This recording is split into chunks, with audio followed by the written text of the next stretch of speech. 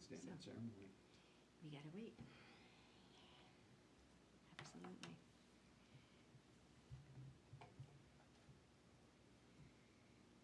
So pretty sometime they'll get you nameplates, and that will be great. Mhm. If you feel lost, feel free to ask questions. Oh, I will. Yeah, really. And Yeah. Really. I know when I first started, it took at least 2 months before I felt a little like I knew what was going on. So, but I was looking through all the plots and things. there's a lot. Yeah. It's a lot. Yeah, Didn't take Jen But that you know- long. you know, She snapped her. I'm still. The thing that's really great is every year they have, the New Hampshire Association of Conservation Commissions She said has a to make a meeting quick getaway. where they Oh, yeah. have different I don't think, no. topics that Pittsburgh's they your first. present. You It's never know. really good, right? Really good. Yeah, I love it. I wish it was more than once a year. Yeah. I wonder if there's stuff online? There is, Yeah. yeah. You know who knows all about that? Lisa. Oh, Okay. I was on the board. I maxed out my term, so I'm not on the board anymore, but. So, All right, ready? it's 59. Six. Oh, dear. It's 5. Okay.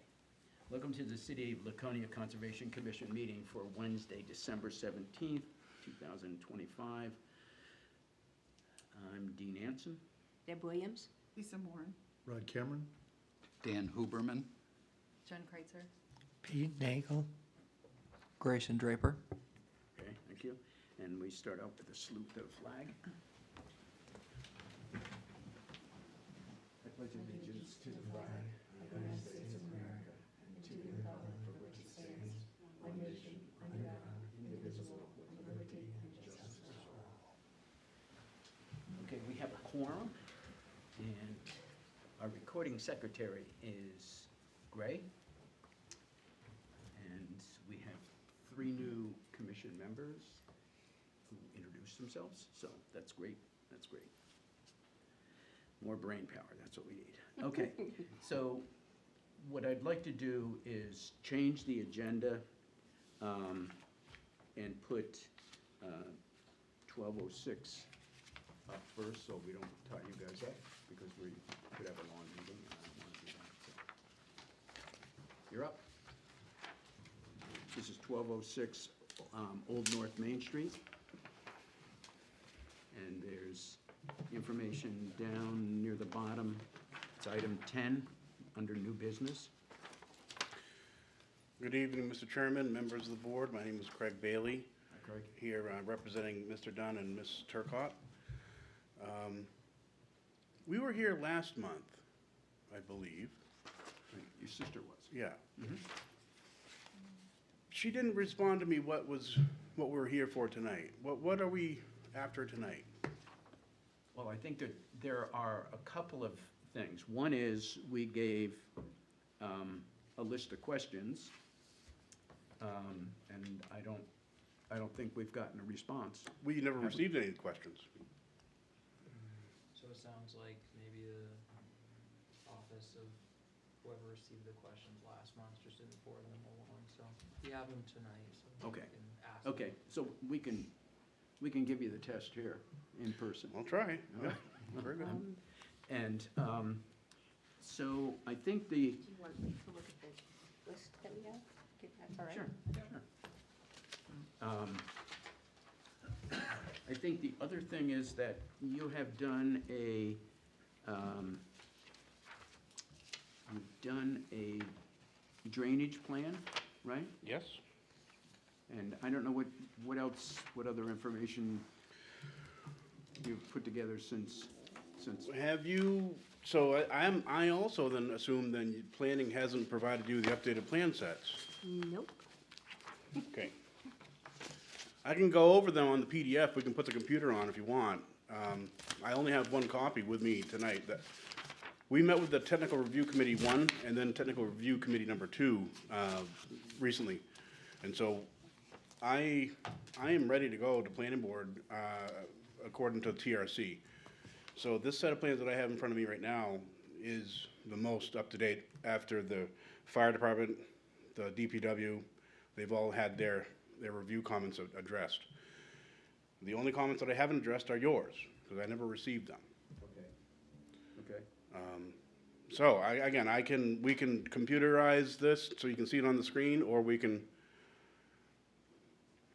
So we have, So, Concom, on your agenda, the first attachment is revised plan, that's their that's the new revised plan. plan. Yep, and then if they wanna put that up on the TV, we can put it in the HDMI and put it up on the screen as well. Can you do that? Yep. That way, I think, because we have members of the audience that don't have access to this, and I think it's important for them to be able to see it too. so while he works on that, what were we looking at issues here? Wetland tags along the property where needed. Okay. What are we talking about there? So, the question that came up was, Is he gonna get the computer going? Yeah, did you guys? I have a PDF. Okay, yep. so, the question we had was, on several of the lots that you're proposing have significant amounts of wetlands on them. Yes. And we wanted to know, how are you going to let the owners of those houses know that these are wetlands? So one of the things that we talked about was putting tags on trees, which we've done in the past, and they work sometimes, and sometimes we find them I don't have the questions. years later, and they're still there. So, but sometimes they get removed. Are the wetlands being trampled now? I mean, we're in the neighborhood right now. Is there a major concern? They're expensive to do. They're expensive to purchase and install. And they end up crapping up the woods with excessive amounts of signage out there. So I don't like them at all. Alton used to make us do that. They were expensive to purchase, and then we had to run the crew out there to install them, and they benefited the neighborhood very little. So I would protest that. I think it's information that you want any Well, homeowner to have, and to somewhat protect the Yeah. wetlands there. I Okay. mean, they're not, I don't see where it's a, What's the rate of installation, do you suppose? what do you mean? Every 10 feet, every 6 feet, every No. 70 feet? No, what was it? It was, I think we 20? put them up about 20 feet apart. yeah, no, it wasn't, That'd be hundreds of dollars, close to $1,000 worth of work to do that, and then to purchase the metal. Is that really necessary? it's a sign that goes on the tree, right? Right, we're You're not talking- we're talking You're not little- putting metal a disc. stakes up or anything. It's a Yeah. disc that goes, They're over $4 a piece, so. Okay, and we're talking several hundred linear feet of wetland. okay. You're asking for a variance. No, we're not. We're not asking for a variance at all. For We're this asking for a dri- conditional use permit. For this driveway? There's Conditional no- use permit only, not a variance. A variance is different. That's your, okay, that's your. A variance is a zoning issue, and we're not needing any zoning variance whatsoever. Okay, You're within the setbacks. so, We're within the setbacks. Yeah. okay, and I guess the issue that we're making is that if people don't know that these are wetlands and they're important to preserve as wetlands, how are they gonna know? Excuse me. How do they do it with every other lot in the city? Some we put tags? Okay. Something for tax. Is there a fund for this?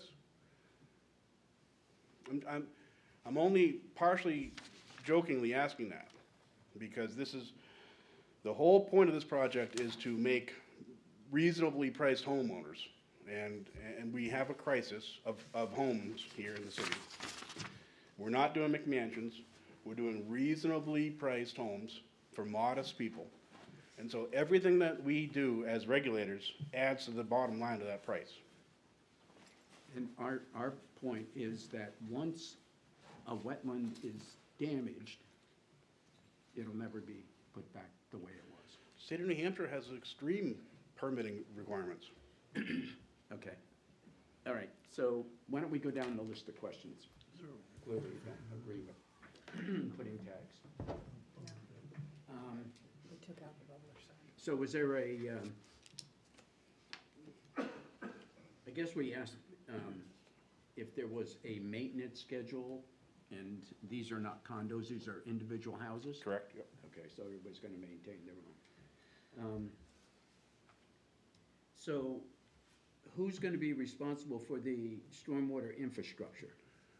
We will be seeking town acceptance by the road, so this is currently proposed as a city road. Okay, all right, so that's between you and DPW? Correct. Okay.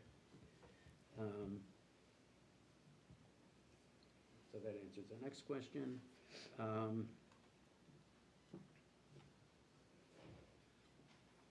There are piles of fill on the site now.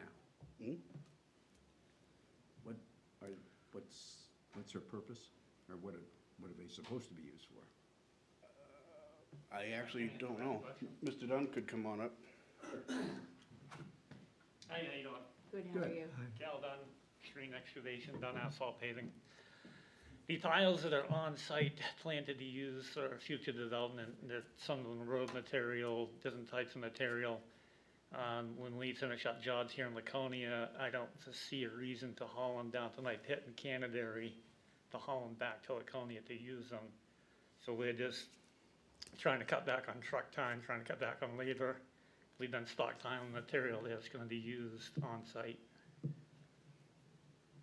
Are you planning to build through the winter if you get all of your, At the rate we're going, we're probably gonna be building like 2028. It seems like every month we just keep getting backlogged and backlogged and backlogged. We're already hoping to have the road in. so is there a way to secure that dirt so that it's not gonna get washed away during the winter or encroach on the wetland? The dirt is all, Normally, when there's some kind of disturbance of the soil, we would, want silt socks or silt fences put down. the dirt is all on the uphill side of the property, and the dirt is all sitting on, it's sitting on a paved parking lot. Right, but it still can move. Yep, the could wetlands, still the get washed. wetlands is probably 400 feet away from where the dirt piles are. I'm sorry? The wetlands is probably 400 feet away from where the dirt piles are. It didn't look that way to me when I took There's a stone wall that's on the right-hand side. As you go down the road, it's on the right-hand side, and there's wetlands in there. That's wet property. This is on the left side as you're up there, correct? I guess I don't know what you're talking about. You're talking as you enter in off of Old North Main Street?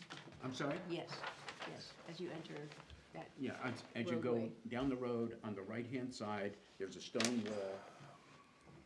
I think there's a stone wall on the right-hand side, and that's wetland there that goes under the wetland, under the stone wall, into the adjacent property. Must be over here. It's gonna be a plan. Is that even your material, or is that Lincoln's? There's no material, I ain't got no, all my material is up on 106. The stone wall that you're talking about only goes in about 50 feet, that's down at the edge of, Old North Main Street. Okay, I mean, from what you just described and what we're looking at on the map, we're on two totally different sides of the property. I'm over on 106, I'm on the property line of 106.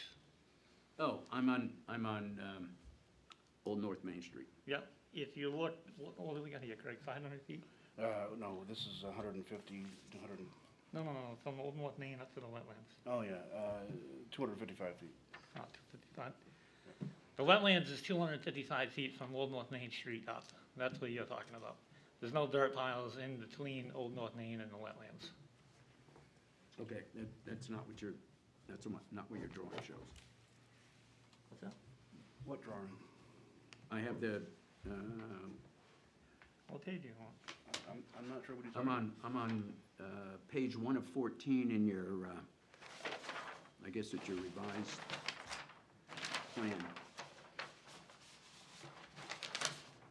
Page 1 of 14 is the cover sheet, yes, sir, and where I don't show any piles.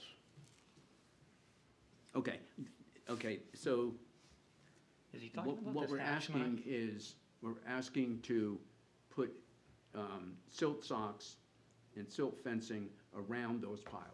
I think that's reasonable. You have some silt fence available? Yeah, I can move through.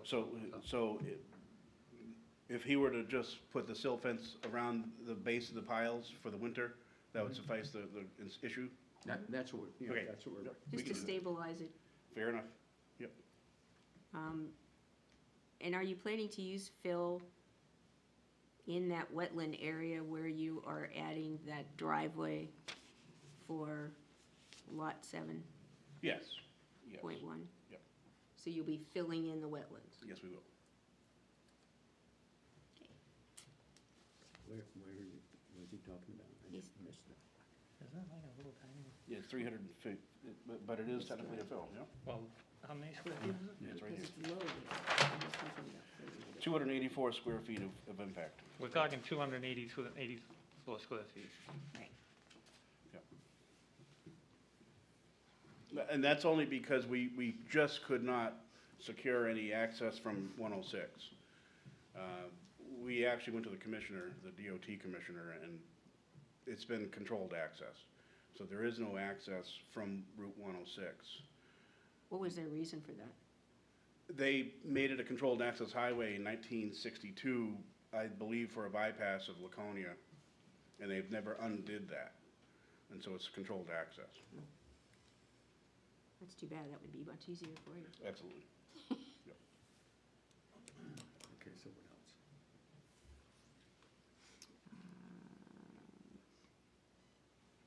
Seems how we're on that point, I'd like to bring up one comment. When I first originally was gonna purchase this land, I went down to DPW, and I talked to Mr. Anderson about getting driveway permits there. Mr. Anderson said that he would issue us driveway permits along 106.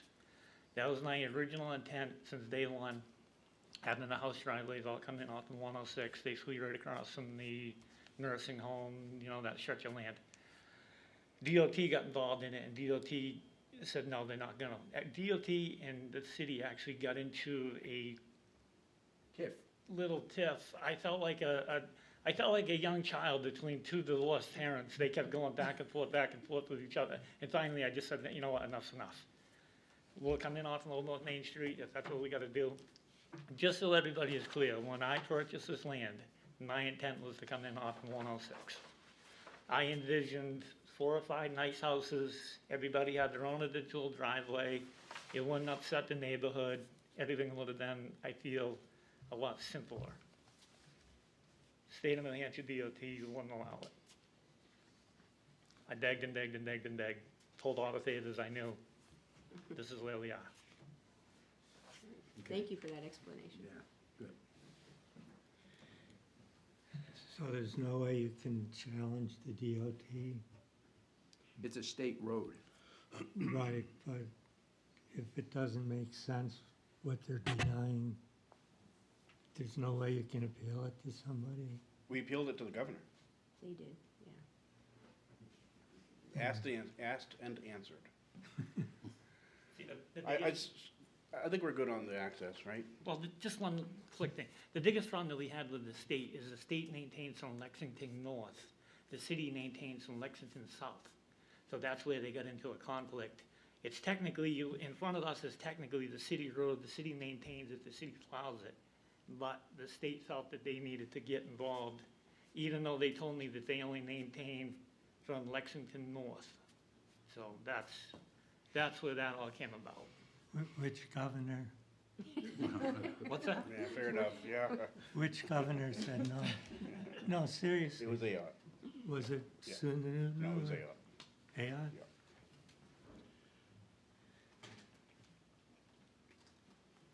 Okay, so you have, are you gonna show us a drainage plan tonight?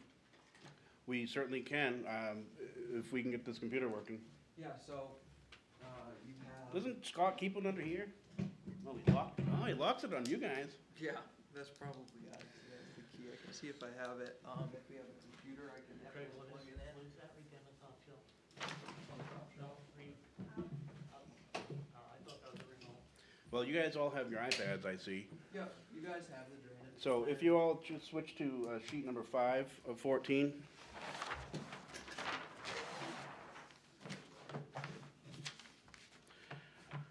The drainage plan is significantly different from pre-TRC one. The overall change here is a severe reduction in catch basins and drainage manholes and closed drainage. And in fact, what we've done is we've taken this more on a low-impact design approach, and we're utilizing infiltration swales along the road to handle the stormwater. After working with the DPW, we've come up with a compromised design as far as how they'd like to maintain the swales with some river rock and some infiltration rock. We are utilizing the natural wetlands as a receiving area. However, we're running the water through these swales, which should provide some cleaning. Obviously, there's no room on this site for ponds, and by reducing the number of pipe and closed pipes in the system, we're maximizing the groundwater recharge. So as you're coming off of Old North Main Street on sheet number 5, and you're passing the Muller House on the left, we're climbing up at about 3%, and that drainage is flowing away from the Muller House towards the north. It's going to be captured in that swale, and then there is some closed drainage that we can't get away from at 100%, but there is some closed drainage where I've labeled it Pipe J on your sheets. And that's going to handle all that water that's coming off of headed into the site towards the crossing. The water is then flowed back through the pipe system into the wetland on the north side of the crossing.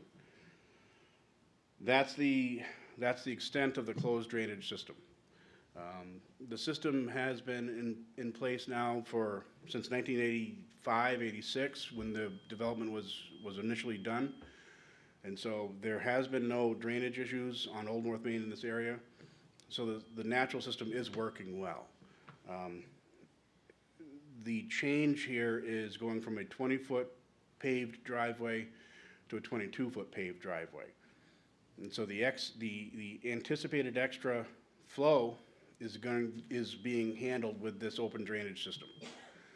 So that's how we're handling the peak off-site flows.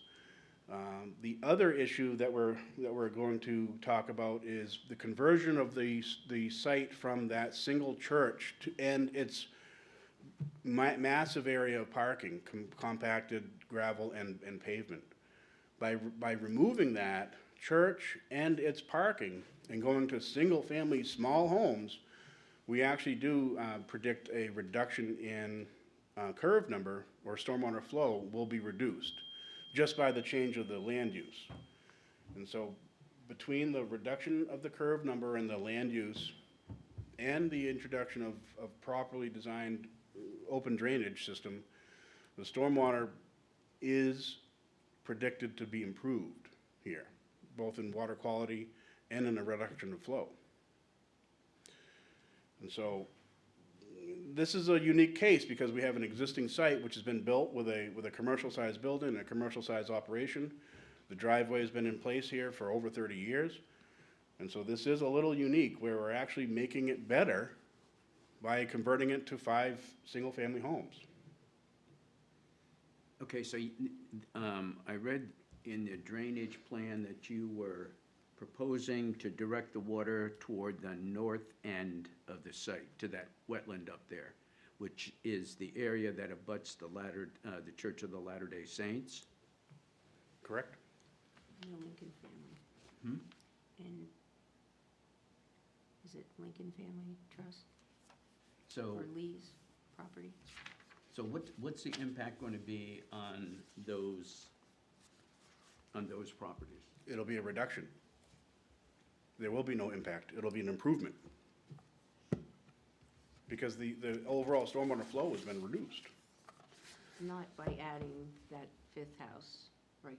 Yeah, yes, including adding the 5th house. Because right now that is undeveloped land.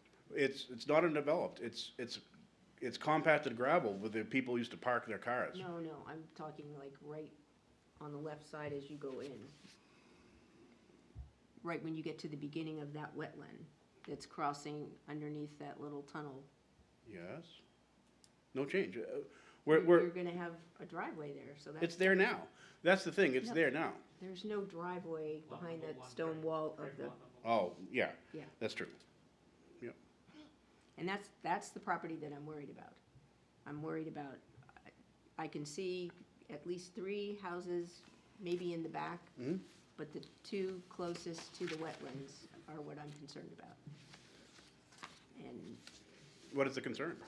the concern is that if they're, you're displacing wetlands, you're filling them in, and, you're gonna end up, I'm afraid, with flooded properties. Or that water is gonna drain more to that north wetlands and encroach on the properties on that end. I mean, I know, I It's a feel like- it's an over a 3-acre wetland, complex system. There's capacity there for extreme flow. I mean, if it all flows the way it's supposed to flow, but water doesn't tend to do that, unfortunately. That's my concern. I Okay. understand the top 3 by 106. I'm very concerned about the 2 closer to the other properties. Luckily, the standard that we have to work towards is the expected peak flow must not be greater than it is today. And through the combination of all 5 lots being developed with the improved drainage system, we are showing a reduction in the peak flow. It's an aggregate calculation. So using, what amount of rain? 2 inches? So 5 inches? we did the math on a 10-year storm, a 25-year storm, and a 50-year storm. What about a 5-year storm? It's insignificant. With climate change, it seems to me that the amount of precipitation we get in a storm, there's a potential, and in some cases, we have experienced more than the 10-year. You asked for a 5-year storm? That's smaller than a 10-year storm. A 5-year storm is any storm that has the probability of happening within 5% of any storm given at any time. A 10-year storm is a 10% probability of occurrence. A 50-year storm is a 50% probability of occurrence in a year. And so, as you get smaller numbers, the overall intensity of the flows reduces on almost an exponential scale. So that's why we designed these things to a 50-year storm. If there was a pond, we'd have to design it to a 100-year storm because of the intensity and the overall volume. A 5-year storm and a 2-year storm are really considered more of a water quality event, which is, like I said, it's an insignificant amount when dealing with a wetlands complex like this. So, you show the wetlands on the property. And my concern is, I think this area between 106 and Old North Main Street, that, it's basically pretty wet in there. And you got the Tardif Conservation Area, which is wet. Yep. And, so how do these wetlands interconnect with those wetlands? The whole system is flowing towards the lake, Right. okay? And so I believe what these do is they connect beyond the Latter-day Saints Church and they head towards the lake together. I do not believe this system on this 1206 Old North Main connects with the Tardif system directly.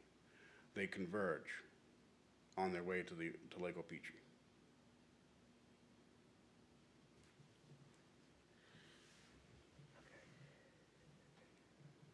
But that's just your belief, it's not, you didn't, We're not gonna do a wetland study for the entire neighborhood, that's right. It's unnecessary for this type of a development. It's a 5-lot, single-lot family development. right, and their neighbors are the ones who, could see an impact. which is why we do the wetland, the stormwater analysis, and that's why through the change, again, by changing the land use from the commercial building of the church, it's been raised already, the parking lot is to be converted to lawn. That change alone, with the improved recharge system, it reduces the off-site flows.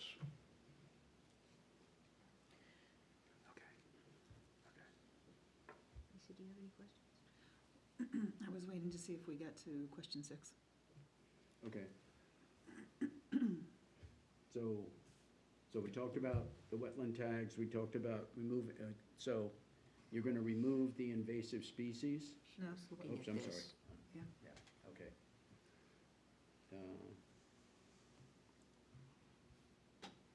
So which one are we on?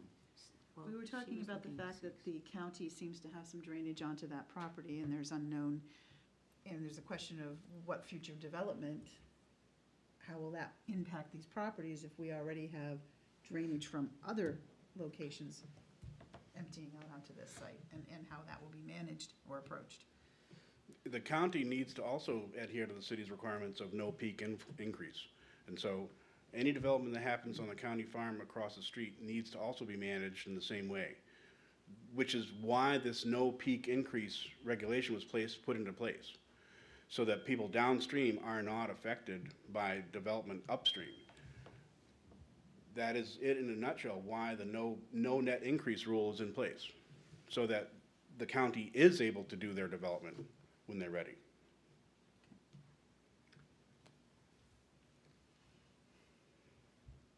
Just to beat a dead horse, if you could do it from 106, the driveways, would the impact on wetlands be less? Let's be clear, the impact that we're showing here is 284 square feet. That's a distance, I believe, of 10 feet by about 17 feet. It's a ridiculously small amount of impact, although it's not zero, I will grant you that. So the impact to the wetland is not zero, but it's minimal. And there is no chance of obtaining access from 106. But you wouldn't need that road if you could come in from 106? Perfect world, correct. And there's no way that you can go back and appeal it again? We're out of money. So I think you're focused on the wetlands that will be impacted, and we're focused on the drainage of the site, which are not the same. So we're talking about, how is the site going to handle precipitation that falls on it, and how is that going to impact the neighbors? And you're saying not going to be any impact. That's correct.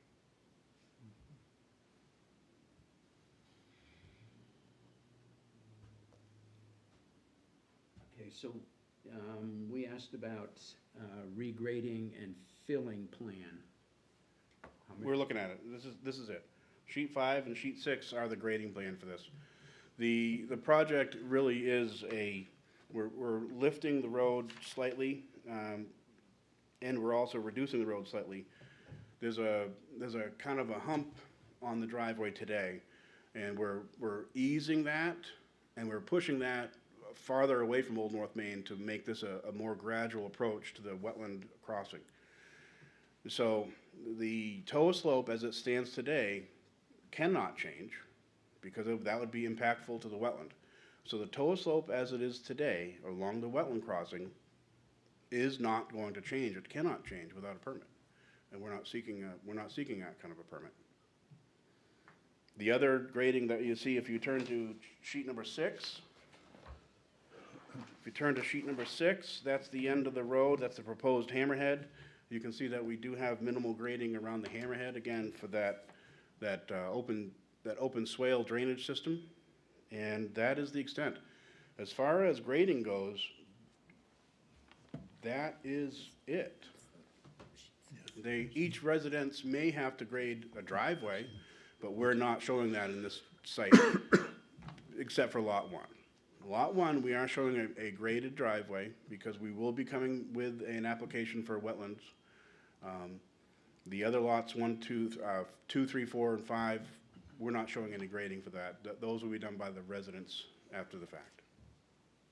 So are you selling lots, or are you gonna sell houses, develop? I don't sell anything, I'm an engineer. I understand, but is the applicant selling houses, or are they selling lots that somebody, an individual can come and develop? I'm not sure he knows yet. I guess, what is the difference? It doesn't matter? Sure it does. Is there a regulation that the city requires a grading plan for each residential home? I don't think there is. No, but you understand where we're going with this.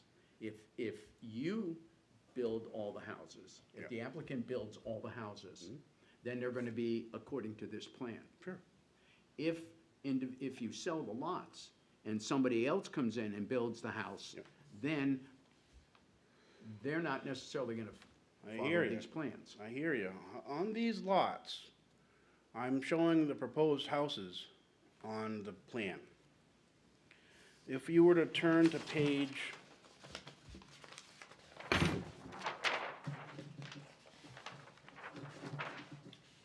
oh, they're not on this one. They're on this one.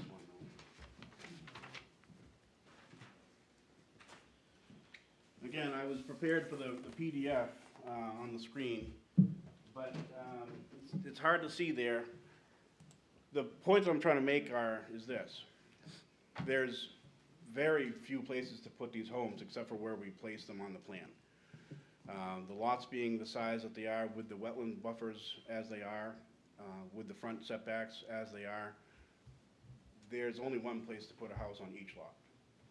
And that's shown on this plan set, and the one I believe you guys have. So, the concern of excess grading isn't one. There is no other place to put these homes. In fact, the house on Lot 5, which is the furthest one down the street on the left at the end of the hammerhead, must be placed there to maintain its accordance with the fire department requirements. That house is being placed 600 feet away from the proposed hydrant. And so there is very little room here for a residence to change their mind and make a 6,000 square foot house or excessive driveways and lots, garages. These are modest sized homes, 24 by 36 on average. Some are smaller, and I'm showing a 24 by 24 two-stall garage. These are modest sized homes, and there is very little wiggle room as far as where they can be placed. Okay, so my interpretation of that is if the applicant is gonna build the houses, this is the plan they'll follow. Yes. They have no other choice, really.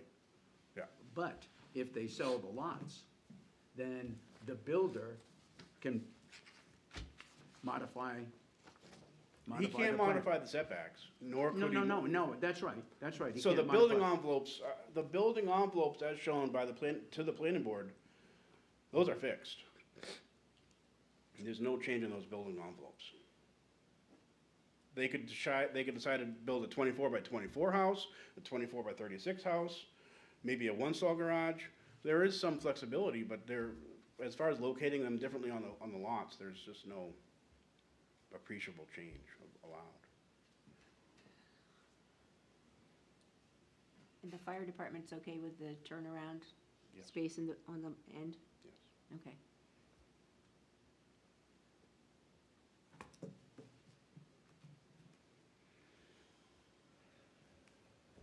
Jennifer, do you have anything? No. Dan, Peter? Rod, anything? No, I'm all set.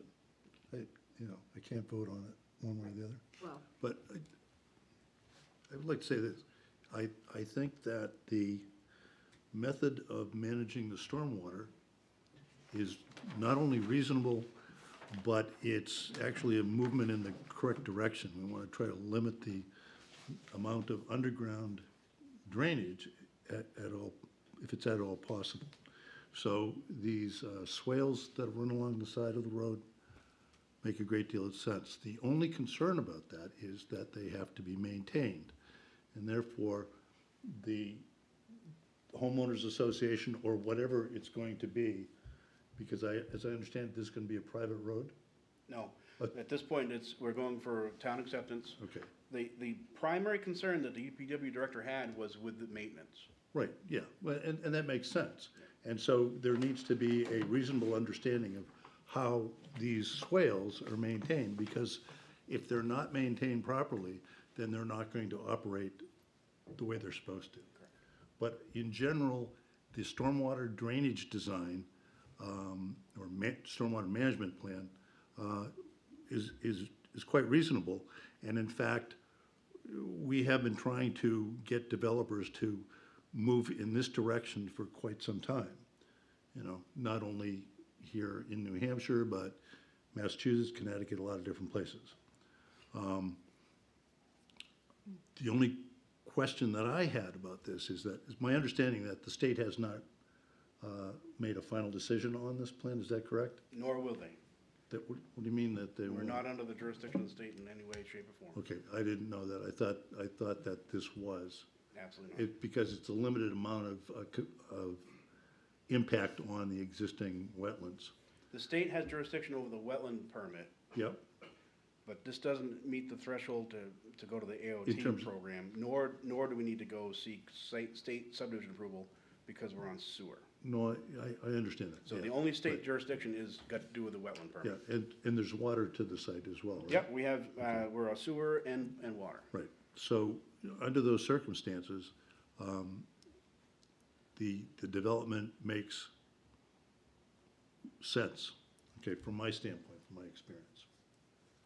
You know, the other issues associated with, you know, the edges of the wetlands and the maintenance of that and all that, those are other issues that are difficult to manage, really difficult to manage. And oftentimes, it's difficult for the developer or the engineer who's working for the developer to come up with plans that they can then put in front of the future homeowners and say, you have to follow this plan. There's no control over that.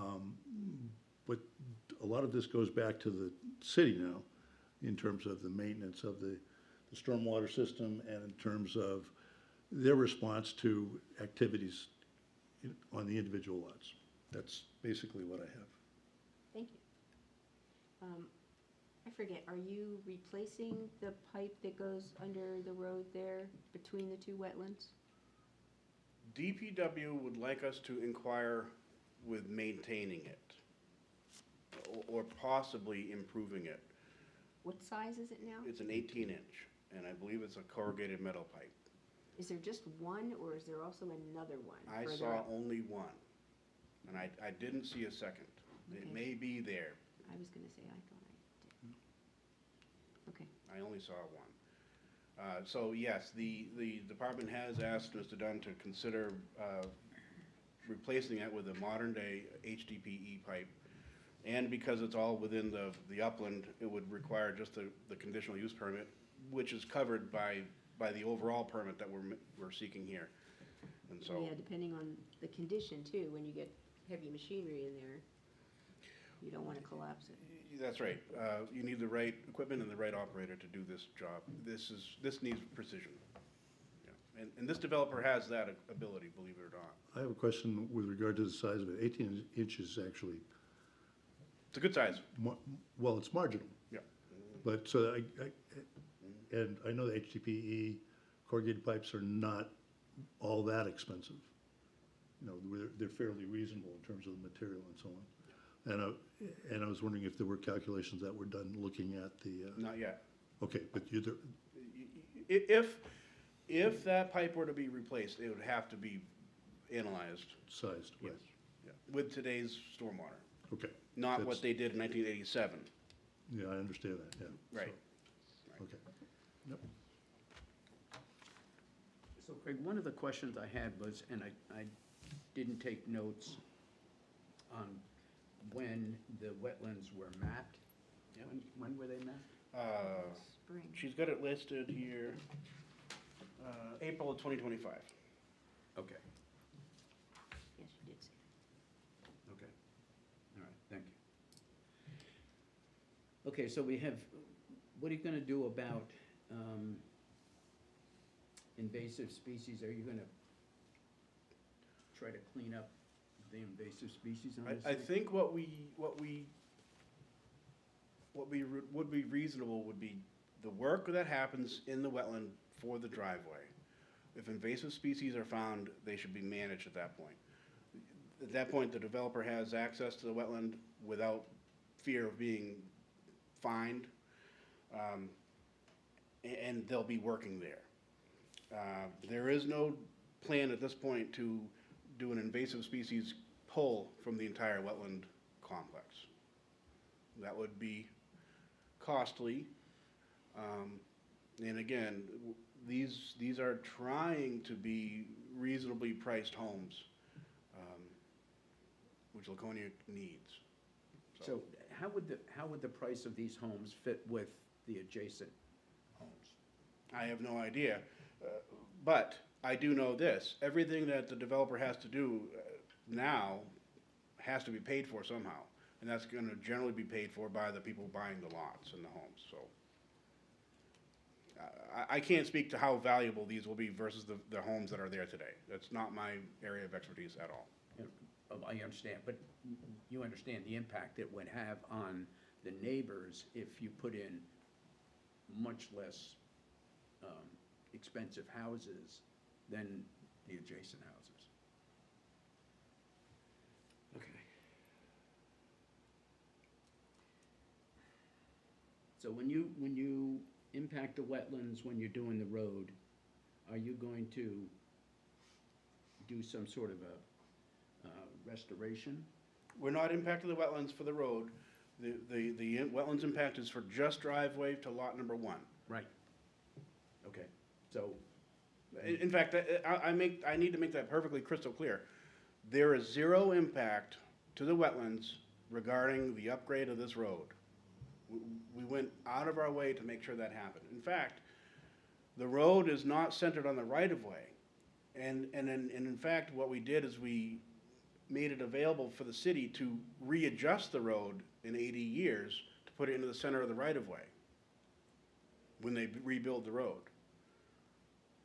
So great care was taken to not impact the wetland during the upgrade of this road.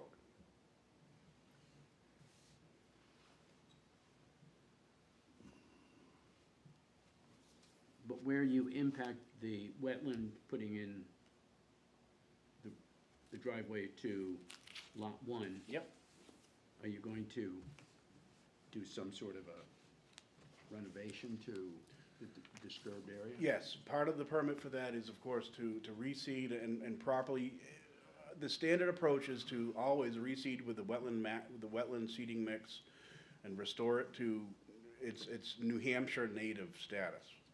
And part of the permit is always to include, if invasive species are found, they must be managed at the time. That is part and parcel to every wetland permit that I've ever seen issued.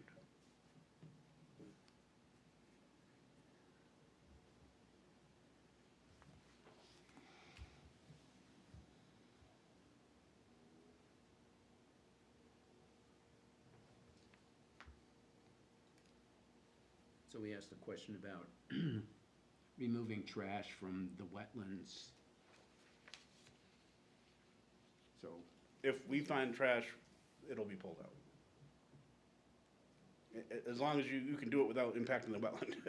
If you need to send a machine down to get it, to pull the Buick out, we're not gonna do that. But if it's a bag of trash that the raccoons brought over, we'll pull that out of the wetlands, yes. That's reasonable.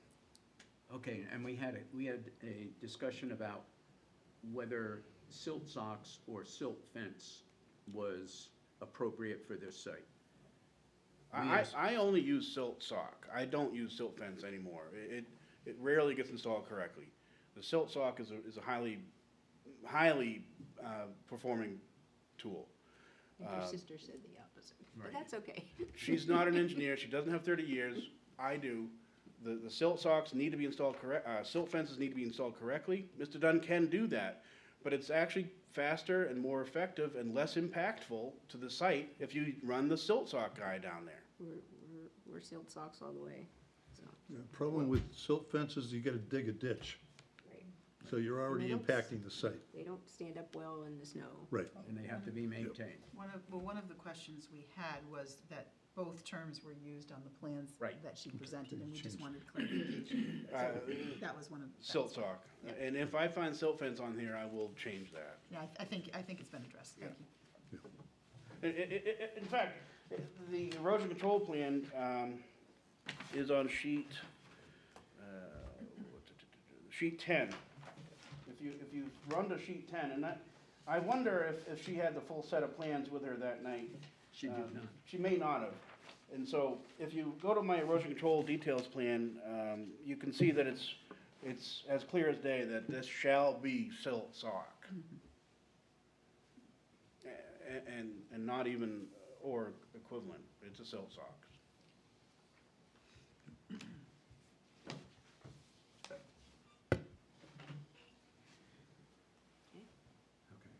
so do we have any more questions? Don't. So I just want to, before we leave, let's talk about the wetland signage. We happen to still have some from the Alton project from 15 or 20 years ago. I don't think they have the word Alton on them. I think they say Wetland Conservation District. Would that be acceptable? And it's a circular disc, Medallions. about 3-inch. Right.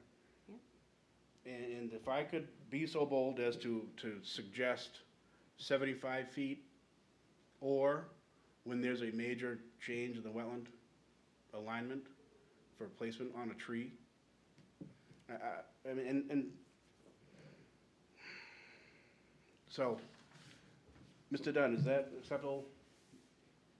We're talking, I guess my whole thought of it is, I've done thousands and thousands of house lots that are next to wetlands. First of all, you get the house, you get the area that you're gonna disturb, and then you have the setbacks from the wetlands that you don't even go into. At the end of the day, if you get a vision, you get a nice house, paved driveway, grass area around it. If that's how we sell it, and if the new homeowner takes it upon himself and he thinks he's gonna go clear out the back, that's, I mean, I think it's two totally different, But points. that's why we want those medallions, so that people will understand that they're not supposed to go further. And if, especially if the whole house is sold again, and people don't understand wetland setbacks. I mean, when you have the lawn and then you have the setback in the wetlands, and I don't know if you've seen the wetlands down there, I mean, they're pretty significant. I mean, Stevie Wonder could tell the wetlands. I mean, there's cat nine tails growing, I mean, if you can't look at it and say that there's definitely wetlands there, then I mean, you probably shouldn't be a homeowner to begin with. Well- Mr. Dunn, in my capacity with my work, I've had people call being disgusted they have wetlands, and they're gonna fill them in anyway, so what are you gonna do about it? Right. And that's, I have dealt with that, and so at least if there's signage, they have one less leg to stand on for having violated the wetlands. So that's I am in agreement with my fellow commissioners that any education we could do for those boundaries, and for people who, honestly, they don't have the kind of knowledge you do of lay of the land, that would help them. So I am in agreement with my commissioners that I would like to see signage if at all possible. we can do this as economically as possible, but I need the commission to understand that this is a cost to Mr. Dunn and the application. And, Mr. Chair, if I could follow up on, I am just one person, you talked about 75 feet, or if a tree alignment requires more or less, I don't think that is an issue for me personally. I don't know if we want to talk about that, or, I think he asked the question, so. So I think if you send us a picture of the Medallion. wetland plaque, Anything we can do to improve the education, we'd like to be good citizens in the city. So, I'll send you a copy of what we have. Okay. And if that's acceptable to the board, then I'll mention that to the planning board, Okay, okay? We will also send along to the planning board our comments and suggestions. That's So they fine. have that. That's all we do. We just make suggestions, so. okay. Anything else? Okay, thank you. Thank for you your very time. much. Thank you for Don't forget coming your- and Yeah, Yeah, making it more clear to us than Yeah. last time. okay, we'll see you soon. okay. Have a good night.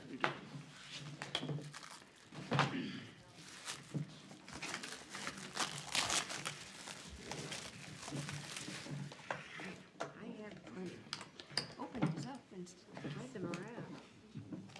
I've got so many at They've home. got a whole thing. Oh, it's the same thing? Yeah, so they- Gotta be glad I didn't bring my bricks.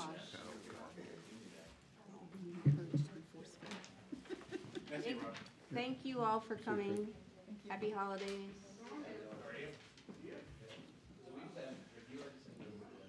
Yeah, Temptation's horrible. She's, yeah, she told me, put them down there. Yep, just, No, they got them over there too. yeah, I've got, Same thing. there's plenty. So, If I start, I'll never stop. Greg, you want some snacks? those are gluten-free too. There's only Can't like just 4 have one. ingredients. That's it. Gluten-free. Yeah. That means you don't have to pay for the gluten? You're free? They're free. So, so when we have a presentation like that and we have, I didn't get to see these plans until just now, so I mean, that makes it hard. We didn't get them that far ahead of time. But when we have a presentation like that and we get to ask as many questions as we want, and then what we'll do is we'll make our comments, we'll make a list of comments and suggestions and give it to the planning board, because they are the ones that will vote on yay or nay for this project. But we don't have any direct power. We don't No. have any, We're advisory only. Advisory we only. can make it sound like it sometimes. We can get into a lot of trouble, but we're advisory only. We are advisory. I will say, I mean, I know this is, I sort of bit my tongue, but in previous presentations where they keep harping on, it's the cost to us, it's the cost to us, I have stood up and said, well, figuratively stood up and said, that's not our concern. Our I don't concern is care. that the project is I done don't care. It's properly. the answer. Well, I mean, I'm not, I don't want to make undue burden on any developer or purchaser, but I also don't want to cut costs, cut corners to save cost that is just gonna be passed on to a homeowner. Or, But or this was the a cost trivi- of a minute. I'm sorry. Yeah, This was a trivial amount of money. It's- correct. Exactly. The medallion, just so that, $400. Yeah. I mean, and that's what we're here for. I'm sorry, Right. that's, We Well- do also in our office, I'm not sure how many we have, but we have some medallions that we found that we could use as well. And also, I know when there's discussion about if they would be building the homes and selling them versus selling as lots, if they do the lots, still anyone who purchased the home and wanted to build would have to go through the planning board process. So at least we have that, and the ZBA would have to rule on it as well, but yeah. it's But I kinda- think that my concern is that,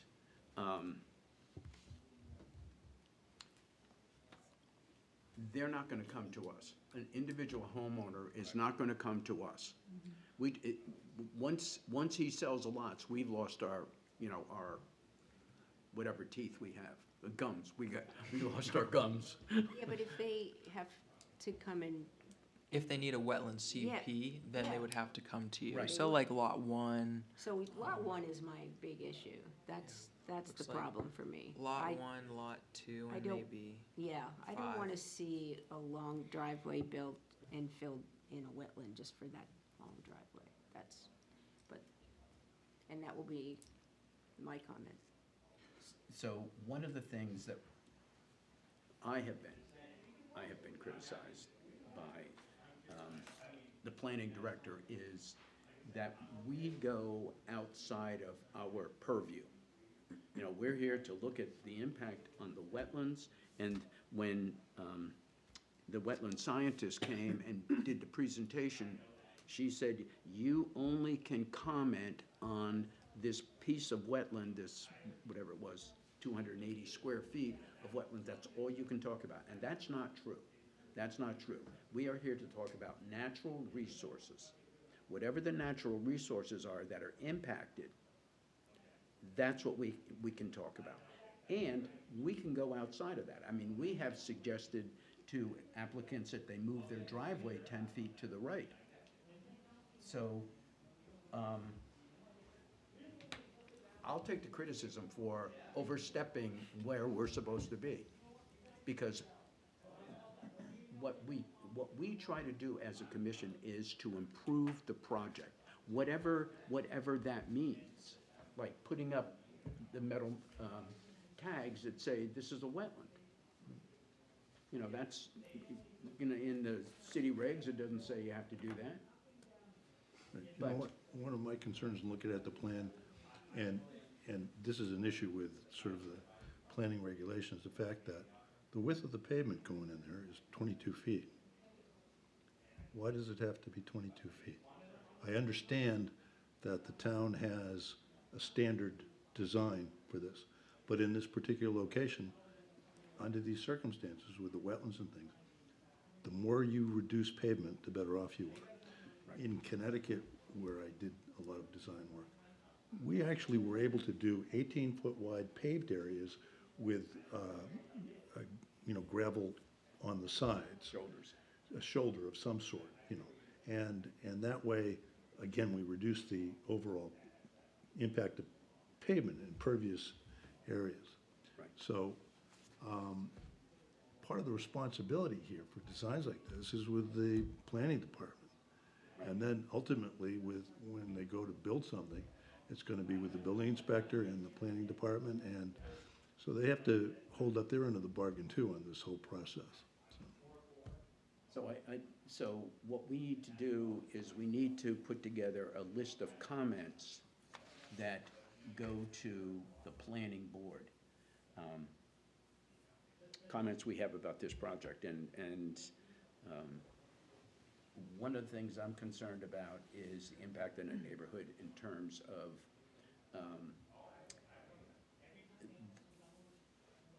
they describe the wetlands on their property, but adjacent to their property. You'll see that there's a letter here from EnviroSpect Land Services, and it's to one of the abutters, Mr. Muller, and he talks about the impacts on the abutting properties, because just like Rod said, if you don't maintain these swales, Right. and I think that the wetland scientist said the depth to water is 10 inches. So you're gonna put a swale. How deep are you putting a swale? If you go more than 10 inches, you're gonna have water in it. You're gonna have water because that's where the groundwater is. So it's not like you can put a real deep swale in. So, anyway, so we have to come up with comments that we can say we accept the project as designed. We've done that. We can also say, that we have concerns about the wetlands, in particular on the lots that have significant amounts of wetland that, covers maybe 50% of their lot. I mean, I'm a homeowner and I don't care about wetlands, I don't know anything about them, I'm just gonna fill it in. And that's not what we want. So, as Deb's, I wouldn't want to build a house on a property like that, because I'm gonna have a wet basement, well, more than likely. well, I mean, you really can't put a basement in here. Well, 10 inches. even a wet slab. Yeah. So in this letter, it said the wetland delineations should take place May to August. and they said in April. Mhm. Is that an issue, or? If somebody Depends comes in. on the spring. Yeah, if somebody comes in and we had an applicant come in and say, I delineated the wetlands in August or September. Then we said, you have to go back and redo it. And they went back and redid it, but it's, so. 'Cause it really needs to be done in the spring, when it's wet. So April is Ap- fine. The I mean, problem I see with that lot number one is that it's essentially a pork chop lot. And we, What does that mean, I'm sorry? it looks like a pork chop. There's Oh, the okay, thing, and then It there's does a, look like a- there's, Okay. you know, and the problem with that is, there's lots of problems with it, but apparently the town planning department and planning regulations don't have issues with that. And that's a problem, because when you look at the overall property, it looks like that lot does not belong there. They were trying to maximize it, there should be 4 lots instead of 5 lots, but that's not in our purview, that's with the planning Right. department, and apparently, But we can make that comment to the planning department. yeah, you know, at this Just- point, though, it may, Because that's, well, I I mean, don't know if they've there approved this or not, have they already have approved it? been times where we have said, you know, we're not comfortable with the project, and they have, But this is also going to the planning board, right? Right, And- it goes to the planning board, but, and so I had a conversation with, do you know who Barbara Richter is? Yes. Okay, so Barbara Richter is the, Executive director, is the what? executive director. Executive Director of the New Hampshire Association of Conservation Commissions. And I said to her, I said, you know, I want to make sure I'm sort of staying between the lines when we make comments. I'm not really overly concerned, but I want to make sure. And so we talked about it, and she said, you know, we should make comments.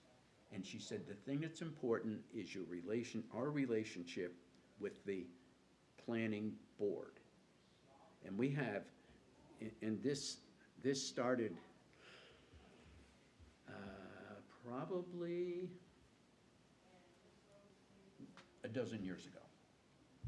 The chairman of the planning board would come and sit in our meetings and just observe what we were talking about and why. And that was the point at which I think the planning board began to really understand what we were doing, and in some cases, we would make comments on a project, and they would send the project back to us and say, hey, how come you didn't comment on this? So I think we have a good relationship with the planning board. So I think we just call it the way we see it, and if the planning board doesn't agree with our comments, then they don't agree. But we call it the way we see it. We had the question, great, it hasn't been before the planning board yet. No, so they have gone to TRC 1. They went to TRC 2 yesterday, and Scott was awesome and got the minutes done in Right. like 24 hours. Right. And so now they should be on for January, which I believe planning board is January 6th or Right. something.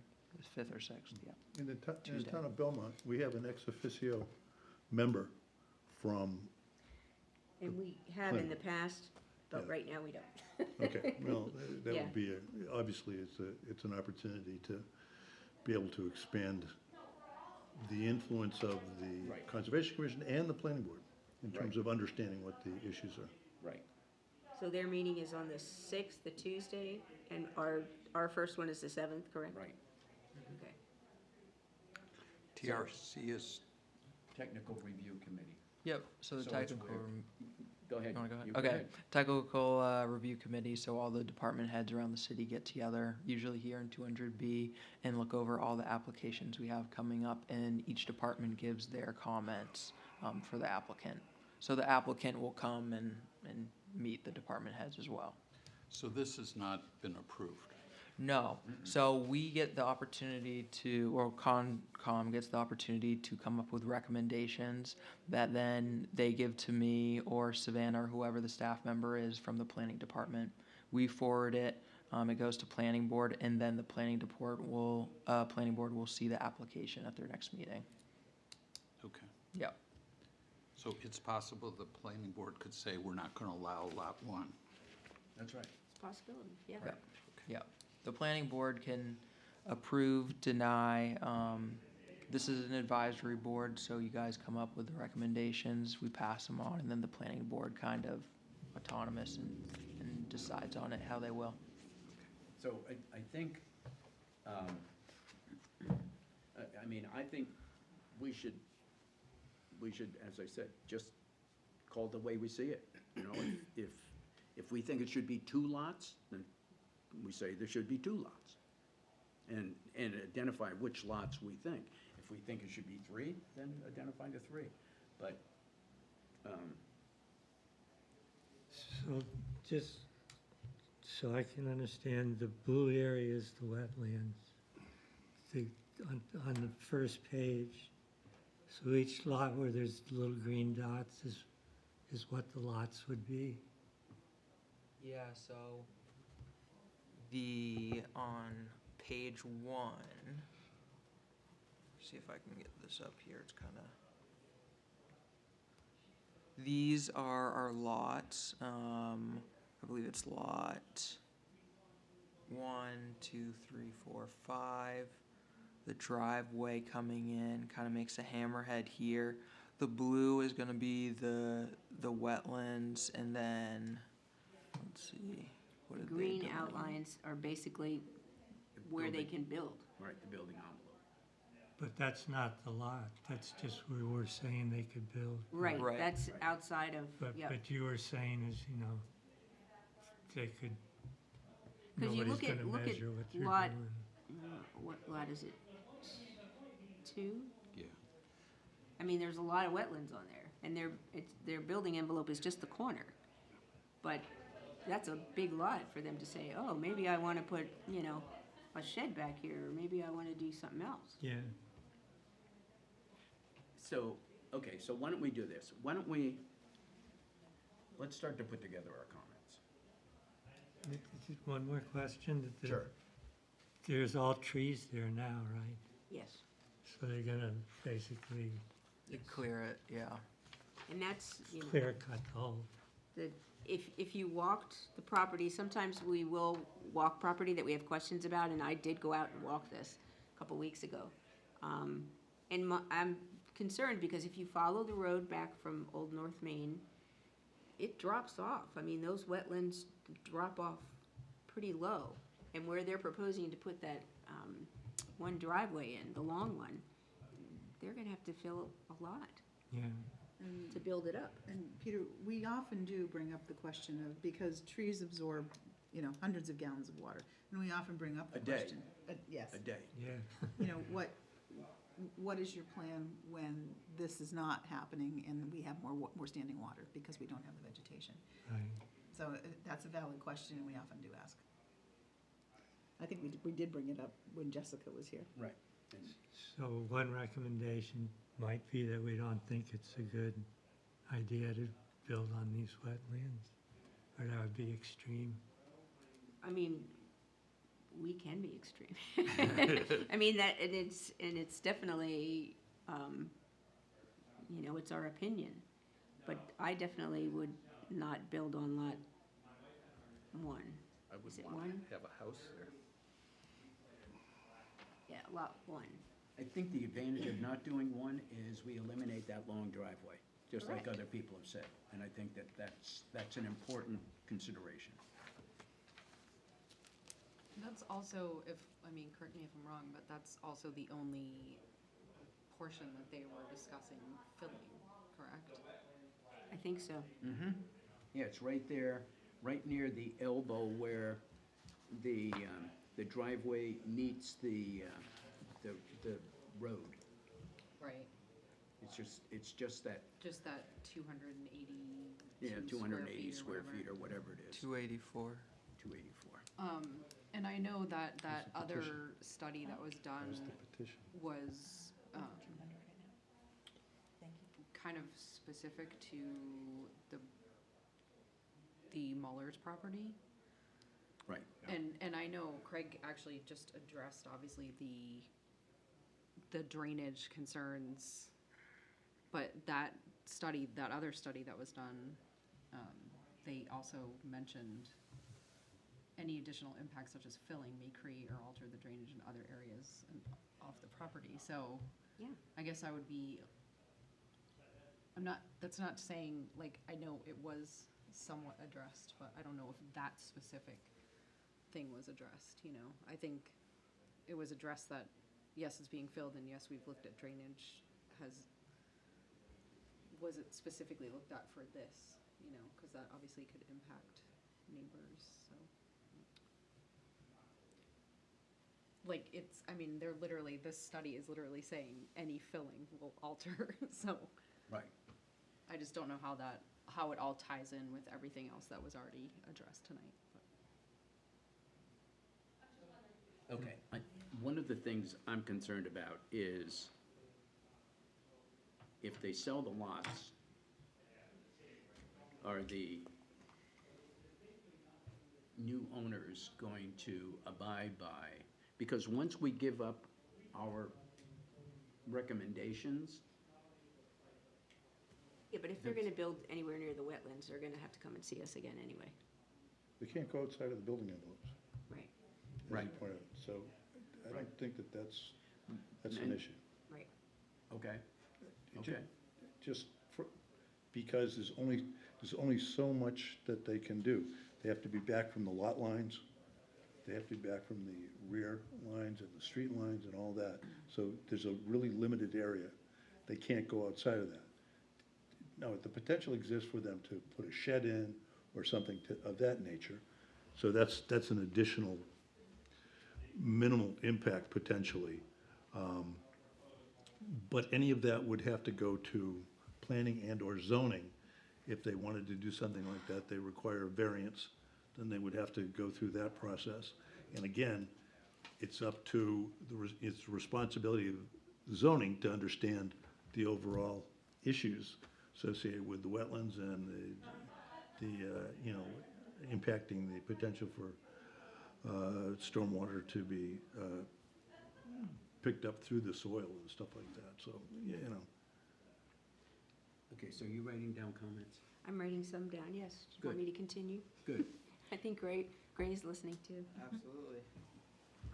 So I think that, I think if we suggest elimination of Lot 1 because of the driveway, the long driveway that would have to be constructed, which would impact, it's gonna impact more than that small area of wetland. I think that's a consideration. They talked about putting swales in to handle stormwater, or wait, okay, let's focus on the number of lots. So how do people feel about, so that's lot number 1. What about lot 2?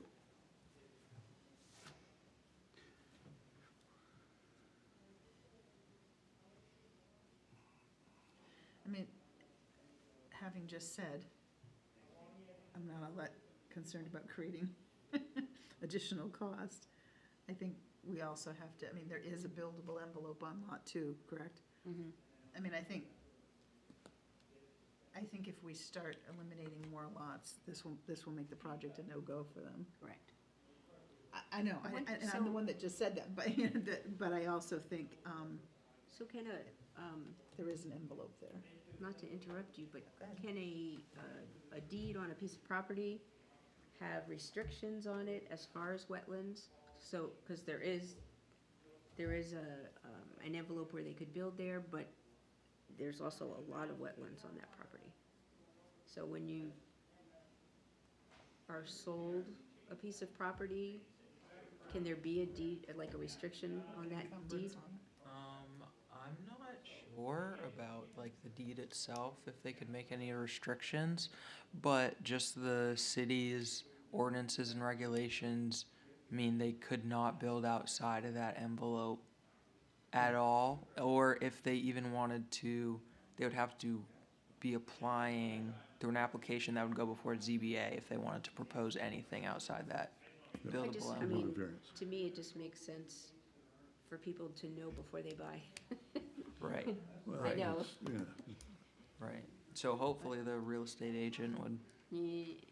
operate in good faith, but it's out of Couldn't you my, write it as just say what you'd like to do it, and then you can just say no, right? Yeah, right. But I think you could recommend that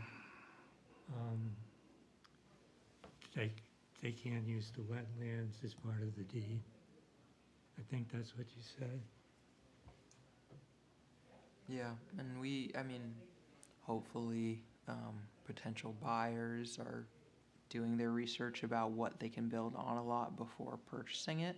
There have been some cases where we have people come in with an idea after they purchased a property, and we have to break the news to them that their vision isn't necessarily doable Right. with the regulations we have. But I will say we get a lot of calls in the office of potential buyers who are interested in purchasing a property and want to know what they can do there. So I'm hoping a lot of people that would be interested in any of these lots would be calling Right. the city.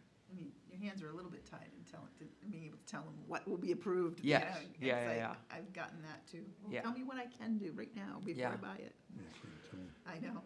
Jeez. It would make things easier.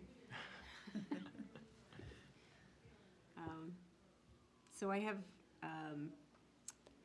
suggesting we not build on lot 1 or fill in the wetlands for the driveway. I have concern about loss of trees on lots that will impact wetland water uptake. The dirt piles need to be stabilized. He did say he was gonna do that. Stabilized by putting silt socks around that. Well, he said silt fence, but whatever. No, No, he he says- said he doesn't like, I know, but I was talking about stabilizing the dirt that's already there. okay. I think Oh, Mr. yeah, Dunn get the said good silt stuff. Yeah, really. fence. I've had this before. It's a struggle. Silt socks. This is a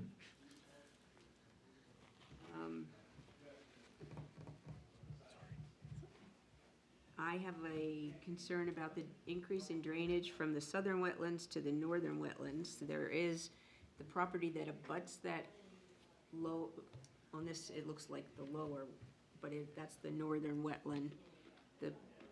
The people that abut that lot have a pond in the back. I would hate to see the pond overflow. Replacement of that 18-inch pipe under the road. Rod, do you have a suggestion for the size that should be It depends on the replaced? calculation that they do, and we haven't done the calculation. Right. So the calculation really defines the size of the pipe that needs to be put in there, you know, so. But you think larger than 18? I don't know. Okay. I think that the existing pipe should be replaced because it's corrugated Okay. metal and Right. we don't know what the condition is. They also don't know if there's a second pipe. So it may be that the drainage Which is- calculations tell them that Which was it interesting should, to me instead of an because 18, they need to have a 24-inch pipe. I'm pretty sure I saw another pipe. And for Well, I them- don't know, there may And for be. them not to see that, do you, I thought Jessica said there were two pipes. There could be, but, so I haven't, gone out to the site unfortunately, so I have no idea. But generally, with regard to the pipe, the recommendation is to upgrade the connection with a HDPE pipe culvert. HDPE? HDP, high-density polyethylene corrugated pipe culvert. You're gonna think that we know what And we're that's talking about. calculated on a 50-year storm? Is that, No, yeah,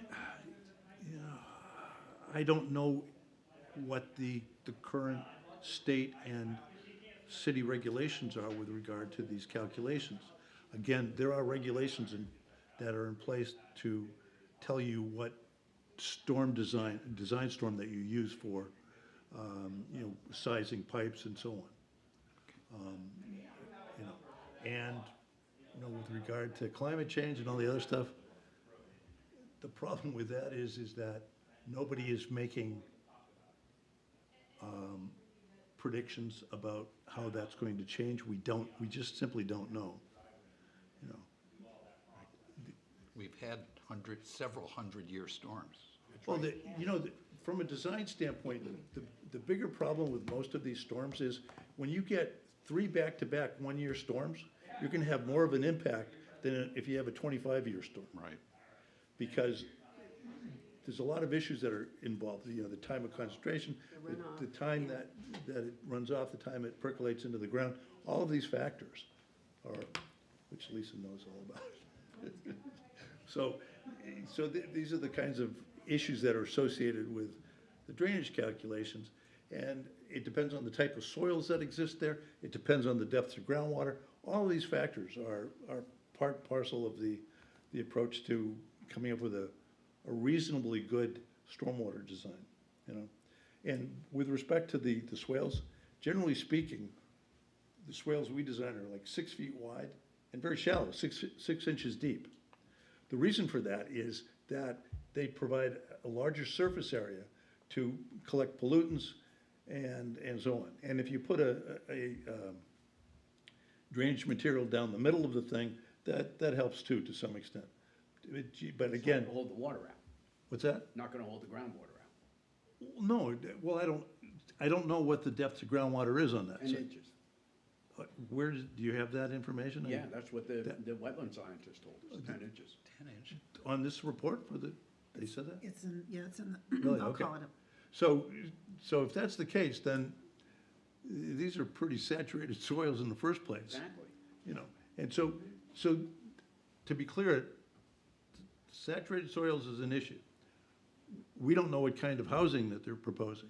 As you pointed out, putting in a basement makes absolutely no sense. It's gotta be a slab on grade, It'd be a you know, or subterranean pool. piers.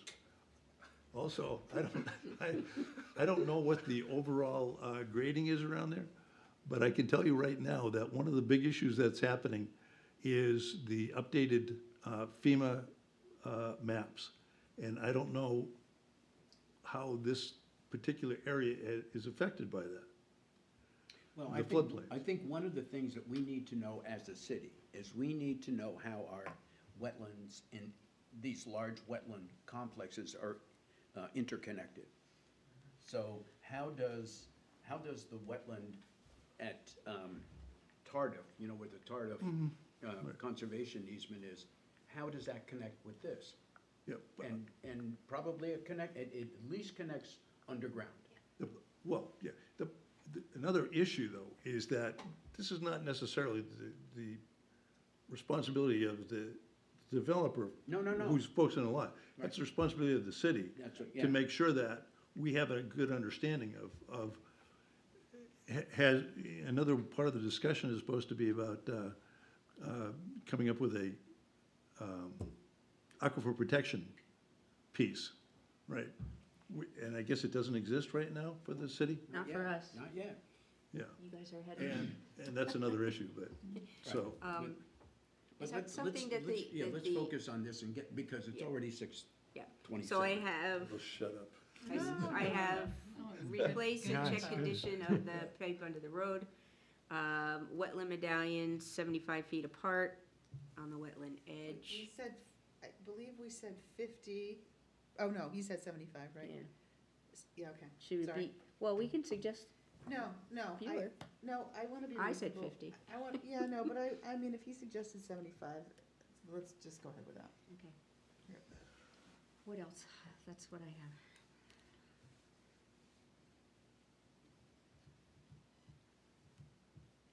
Okay, so the only lot that we're suggesting to eliminate is Lot 1, is that right? I think so. Okay. I'm sorry, to eliminate it or to make a suggestion that it be, take another look at it? There's, How does the Conservation Commission usually respond to that?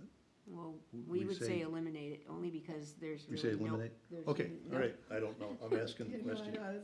We're very casual here.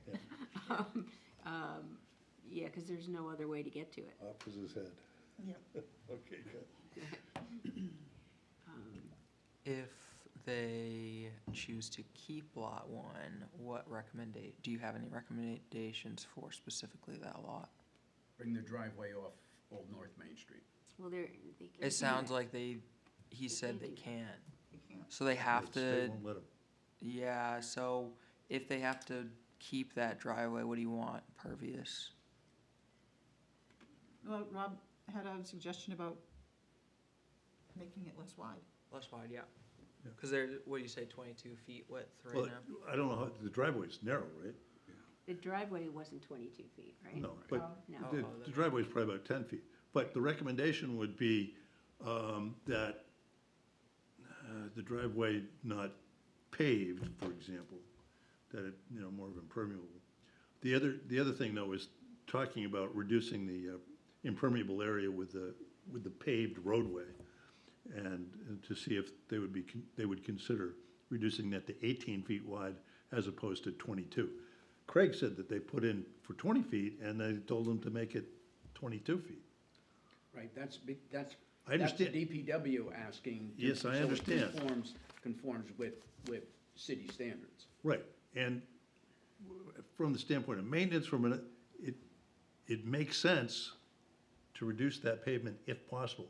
And because this is not a through street, it's a dead-end street, we're not talking about a whole lot of traffic coming in and out of this thing. And therefore, a reduced pavement width with wider shoulders, 3 feet shoulders on either side, or 2 feet, whatever it is to get their 22 feet, would make sense for the site because of the type of soils that they have there, because of the amount of wetlands on the property. All of those factors seem to support the idea of reducing the pavement going into the site. Your suggestion to reduce it to 18 feet, is that what you said? That's correct, the pavement. Yeah, 3 feet shoulders on either side. yeah. Right. Okay. So the question I have is, if you're plowing this road, if you're plowing this development, are you going to plow all the snow from the end of the driveway to Lot 1, all the way over to the hammerhead? Are you gonna plow the snow all that far? No, it's gonna be I pushed don't off the think so. side. That's not a problem, though. What? To plow it that far? Yeah, no, to pave it off to the side of the road. Oh, yeah, but the what we question do is, are you plowing it onto somebody else's property? Oh, well, they're gonna have, in their own property, they may be limited, I don't know. I don't know You're what the gonna plow it- vegetation is plow like it into the that. wetland. Is it thickly vegetated in the existing drive into the church? On the sides of the drive going in? Yeah. Yeah, so, but it is lower. Like Snow the- storage is depicted on page 6. Yes, I saw. What is? The snow storage. Oh, I know, but the snow storage is at the Very, at the end. very end, right adjacent to Church of the Latter-day Can we, Saints. if this is going to be a city road, they're gonna try to have the city adopt it. Mhm. Can we make the recommendation now that it be a low salt area? Oh, for Because of sure. the wetlands? Absolutely, good idea. Oh, sure. That's good point. Yeah, well, that's a different issue of getting the city to go to Well, I just- green salt. Yeah, well, I just thought I'd bring it up since. No, that's a good, really good point. Yep. Okay, what else?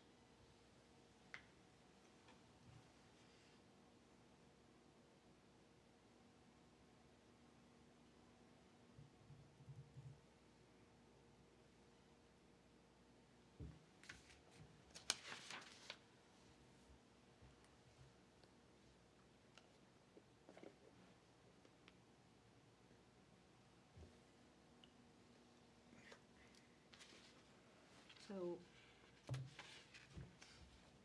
what did we say, if lot 1 was approved?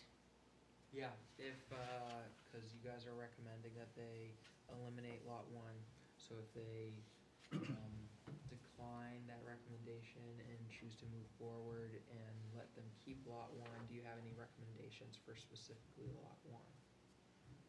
I would say some kind of remediation or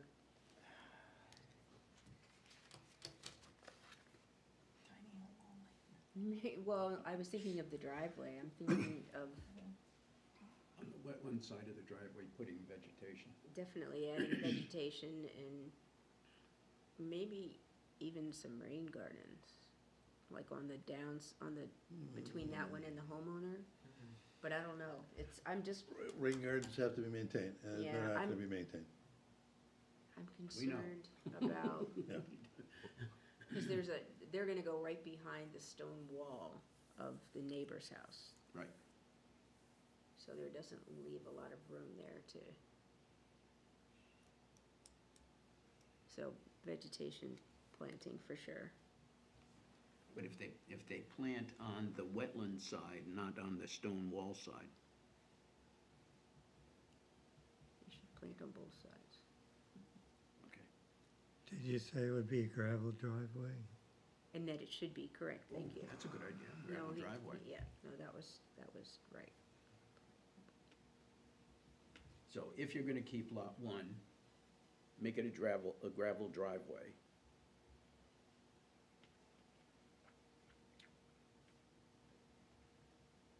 Because that's not gonna be part of the city street, right? No, Right. that would just be the driveway. That's their driveway. Yep. So they can do whatever they want. They could have it 10 feet wide. If it's paved, then they have to 19 feet DPW. They have to have but what? If it's paved, then they get the driveway permit regular with DPW. I believe they have a 19-foot minimum for the driveways. Even until though your it's not a garage city- door. That's just standard for driveways, but then the width kind of 19 varies. feet. But that's DPW, kind of like Okay. we have our table of Right. setbacks for zoning. But We'll have Yeah. to talk to Wes about that. I know. Well, you'll be able to talk to him soon. That's Yeah, I know. right. He's coming over to your side of the equation. That doesn't make sense. Hey, you'll have an in with DPW. You have Greg, a can you- guy for all the questions. Greg, can you qualify, or what is 19 feet? The width, the length, The length. driveway length, yes. The length? Okay. Or It the, has to be 19 feet. Yeah, that's the minimum.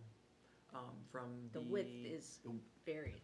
Yes, the width varies. That's Oh, okay. the information that DPW has. oh, okay, Okay. okay. What else? What else? I think we hit the high points. So we will leave this, no, you should say that. We can, if you have a chance and want to look this over further, like I said, I just got to look at it tonight. And if you have any other suggestions, Right. you can email Gray, Yep. and he can add them to this. So what I do, I write up the minutes, so this week, because I'm covering for Savannah tonight, so I have to just finish up, my ZBA minutes, then I'll hop on these. I have them to you guys usually within the week, and then when I blast them out to you guys via email, I just ask you to send me back any changes or additions you want made to the minutes, anything that I left out. And in the meantime, you can also return to me comments you want included to be passed on to planning board for this application. Okay, so the other thing that's important is, we cannot, send a respond to all. We have to respond to Gray. Gray will send it out to everybody else. If we don't do it that way, if three of us are together and have comments, it's considered a meeting, and there's supposed to be public meetings, and if it's not noticed, then we get into trouble. Right. So, any comments, suggestions, ideas, send them to Gray, and he'll disperse them to everybody else.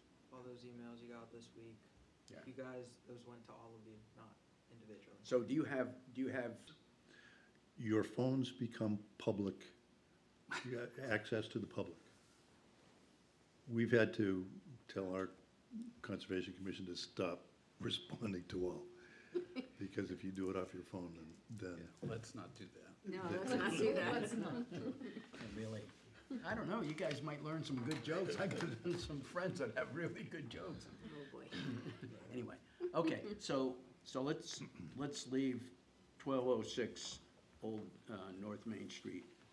And That's not good to be. any additional comments, send them to Gray and he'll disperse them. Okay. Okay, so now let's go back to the original agenda. So Gray is a staff in attendance, you know that. And we have the minutes from the previous meeting. I move we accept the minutes of December 3rd, 2025, for the Laconia Conservation Commission. I will second that. Anybody have any comments?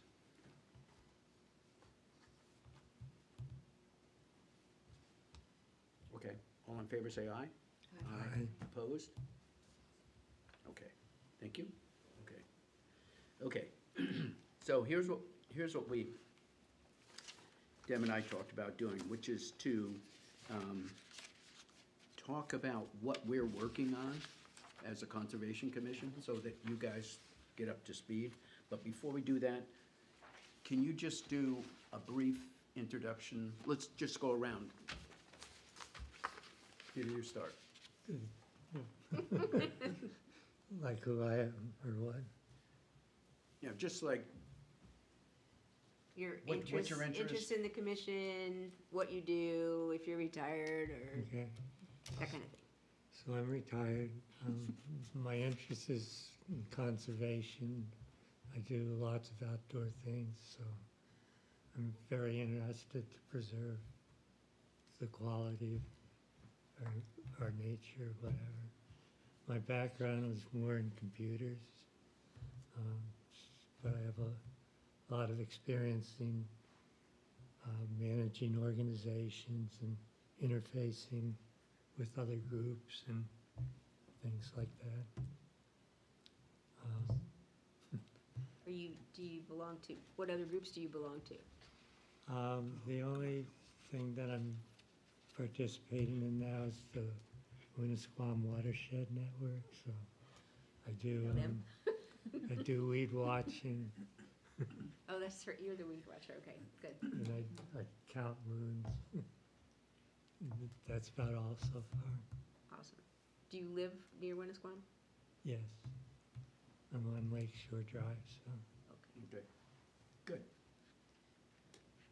Sounds good. Am I going to? Yeah, so they know who we are too. Oh, okay. Where do I start? So I've been on the Conservation Commission now for 6 months? I don't even know. Sure. Let's just say 6 months. I work in pet insurance currently.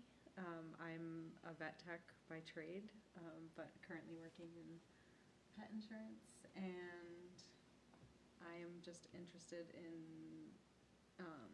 conservation for, you know, I feel like it's kind of for obvious reasons, but because, you know, I think it's important to preserve our natural environment, and also just interested in kind of keeping our city, you know, as natural as we possibly can, and doing everything, I guess, in my power,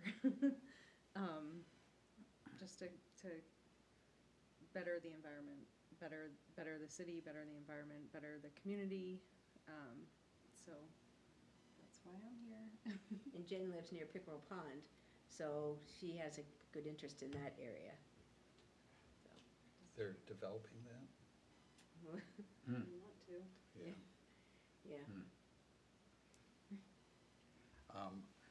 I'm a retired psychiatrist. I've been retired for a couple years.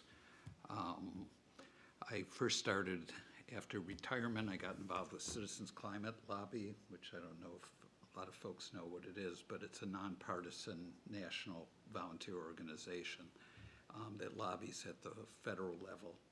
And I've been working as the liaison to Senator Hassan's office. So I've been doing a bit with that, some with New Hampshire Network, climate group and energy environmental group, but mostly with CCL. More recently, I've been the vice chair of Laconia Democrats, so the last few months I've been very heavily involved in the local election here. And I'm here, what I always say is I'm doing all this stuff for my kids and grandkids. That's what motivates me, is my 3 grandkids especially. I'd like to leave them a better planet. And it doesn't look so good at this point, but I figure we got to do what we got to do and mitigate the harm. Good, good. I'm Dean Anson.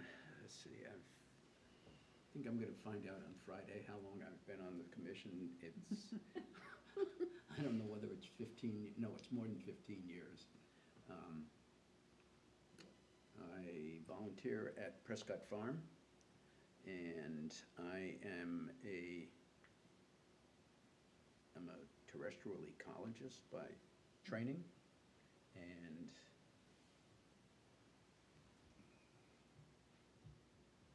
I moved into the Taylor community about a little over 2 years ago, and at that point, I had to decide whether I was going to focus my time outside of the Taylor community volunteering, or was I going to try to connect with my neighbors. And so I decided to connect with my neighbors and. Do both. What? You do both, you do all of Yeah, it. well, anyway, so I've been an environmental guy. I jokingly say, and it's probably pretty close to being true, I became an environmental guy when I was 2, because my mother would tie a rope around my waist and tie the other end on the porch pillar and put me outside to play, and I would eat dirt and stones. So it's in my blood. Anyway. You do a lot more than that, though, too. Yeah. So, Dean and I actually work with the Lakos for Winnisquam and Opeechee. The conservation, or our Conservation Commission oversees Lake Opeechee, Lake Coast during the summer. I lake host at Winnisquam. I'm retired from Laconia Middle School. What else? The lake is now in my blood because I've lake hosted for so many years. I've been on the commission about 15 years too. Lake hosted about 15 years, and it's, it's second nature. It's what I want to do when I grow up. Fight the good fight. I'm, particularly concerned with Laconia because we are running out of open spaces and land to develop. And when we still have a lot of developers that want to come in and develop. And we definitely need a better plan to manage all that. And at some point, we need to say, stop. We don't want to get to be cement everywhere we go, because that's not why people live here. So, anyway. So I'm Lisa Moran, and for the past 27 years, I've been involved with conservation districts. So those are by county, although I'm not a county employee. I've been on the Conservation Commission over 10 years, maybe like 12 years. And I did sit for 3 terms on the New Hampshire Association of Conservation Commissions board. So that was really taught me a lot. So I was glad I had done that. The other things that I do is I'm on the board of directors for the Belknap Range Conservation Coalition. I'm on the New Hampshire DES Lakes Management Advisory Committee. And I forget other things that I meant to say. I wear a lot of different hats, primarily to stay involved with the community. Deb, kind of shortchange yourself on one of the programs that I do with work is we also do food security. So we've worked with some local farms and predominantly get food out to recipient locations in the Laconia, Guilford area. So the Vineyard Church, farms will donate food, and we collect it from them and take it to different locations. And so Deb has helped in that endeavor as well. And I mean, my primary interest, I'm a native of Guilford, Laconia area, and have seen the way it's changed, and like Deb have, not, I don't want to say great concerns, but I really want to see it done in a thoughtful way. Done. I'm Rod Cameron. I was born in Laconia. I grew up around Boston.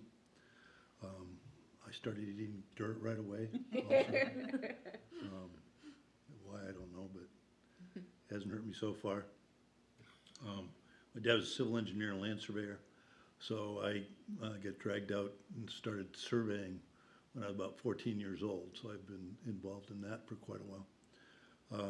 I went off to school in Wisconsin. I got a degree, my first degree is in psychology.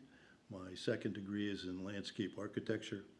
I have had the great good fortune of working for fairly good engineering firms in Boston and Connecticut. I have also had the opportunity to work outside of the United States in Afghanistan and Nigeria and Egypt and on and on and on. Philippines was the last place I worked overseas. I was there for 3 years doing solid waste management. I was teaching them how to recycle, and among other things, and came back here. I tried to get back into the Peace Corps again, but I'm 75. They said I was too old. And they didn't want me going overseas because they thought I was a liability. I think I'm doing okay. So I came back up here, and I applied for the job as an assistant planner for the city of Laconia. And there was some issues with the planning director, and he was the one I interviewed with, and when I was waiting for a call to hear about the results of my interview, and that never happened. So the job disappeared at that time. And I was very fortunate to get a job with the town of Belmont, where I am the land use technician. And what I do there is a wide variety of things. As a result of being in Belmont, I'm on the Lakes Region Planning Commission. I'm the commissioner for the town of Belmont. A friend of mine got me to be on the executive committee, so now I'm doing that. I'm on the Statewide Trails Association that makes recommendations to various people on things related to trails. And what else am I doing? Oh, God, I don't know. A lot of things. But Laconia is very special to me, because, not just because I was born here, because all my relatives were here. Mom and Dad are buried in the French cemetery. I had lots of relatives and friends up here, and when the city agreed to do urban renewal, they destroyed what I loved, and I would hate to see any more degradation of the city. I had a cousin that was up at the state school, terribly abused, unfortunately, and these are things that we have to deal with in our society, obviously. I'm excited about the opportunity to see some real development up there. I hope that they do what they're proposing. Open space is critical, but not just open space. It has to be connected. That's a really important aspect of it. Because this is a city and it's developed as much as it is, the wildlife habitat is not as robust as it could be. I don't see that getting any better. The city itself is becoming a wildlife habitat, with raccoons and skunks and everything else. They're adapting. We need to adapt. I have issues with things like invasives. I have to admit, and I mea culpa, as a landscape architect, I was specifying what you all call burning bush, winged euonymus elatus, and barberry and other types of horrible plants that now, I was in Wisconsin, they were saying use, in their Wisconsin, Russian olive for windbreaks and so on. And that was recommendations from the USDA. So a lot of this is a learning process. And I gotta tell you, I've had a wonderful experience doing a lot of different things, but I don't know much. And every day I end up learning more and more. I don't know that much about the city of Laconia today, how it is today. And so part of the thing that I want to do is to learn more about the city that I can contribute to it. Good, good, great. Before I go, you want to intro Bob briefly? I'm sorry? You want to intro Bob Harrington briefly? So Bob Harrington is not here tonight. He has some health issues, and he is, I think Bob is close to 90. No, he's older. How much closer? I think he's 92, isn't he? I don't know. Anyway. So, and Bob is, has been the chairman of the Laconia Housing Authority for 50 years. He lives at the Taylor community, and his, if you go up White Oaks Road, there's if you're going toward Meredith on White Oaks Road, on the right-hand side, there's a big yellow barn, and set back from the road is a house. That is a conservation property that he gave to the city. On the opposite side of the road is grasslands that he donated to the Federal Grasslands Protection. Reserve program, yeah. Yeah. So he's been, I don't know how long he's lived in Laconia, more than 50 years. So anyway, so he's a really good guy, and he's one of his areas of interest is invasives, and he knows a lot about a lot. If you want to have a conversation with him, ask him about Native American tribes out west, and he'll give you the whole scoop. So. He also sings. He's in. Oh yeah, He's in the Pemi chorus. He's in a Pemi chorus. He's in he's in the Church choir. church choir. He's in the Taylor Community Choir, and he's in the the one down in Canterbury Singers. He's a busy man. He's a busy man. Don't get in his way. Anyway, he's a very, very nice, very kind, gentle man. So. Okay, Gray. Yeah. Let's see. I'm from Concord, New Hampshire. I was born in Concord, grew up between Concord and Bow.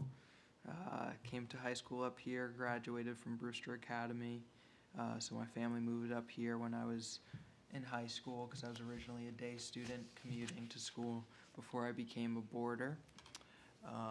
Graduated, played sports in college, started at Norwich University up in Vermont.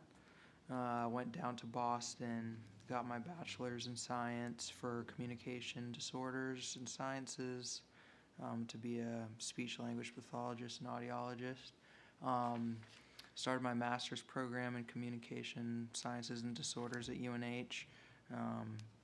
Thought I like this, but I don't know if I love it enough to do it for the rest of my life. Took the spring off, came home, worked, and came back once I, realized that after spending my younger career as a lifeguard and Weir's Beach caretaker with the rec department, Parks and Rec department with Amy Levette-Visick, I came back and decided that I wanted my master's in recreation policy and administration. So got my master's in science for that at UNH.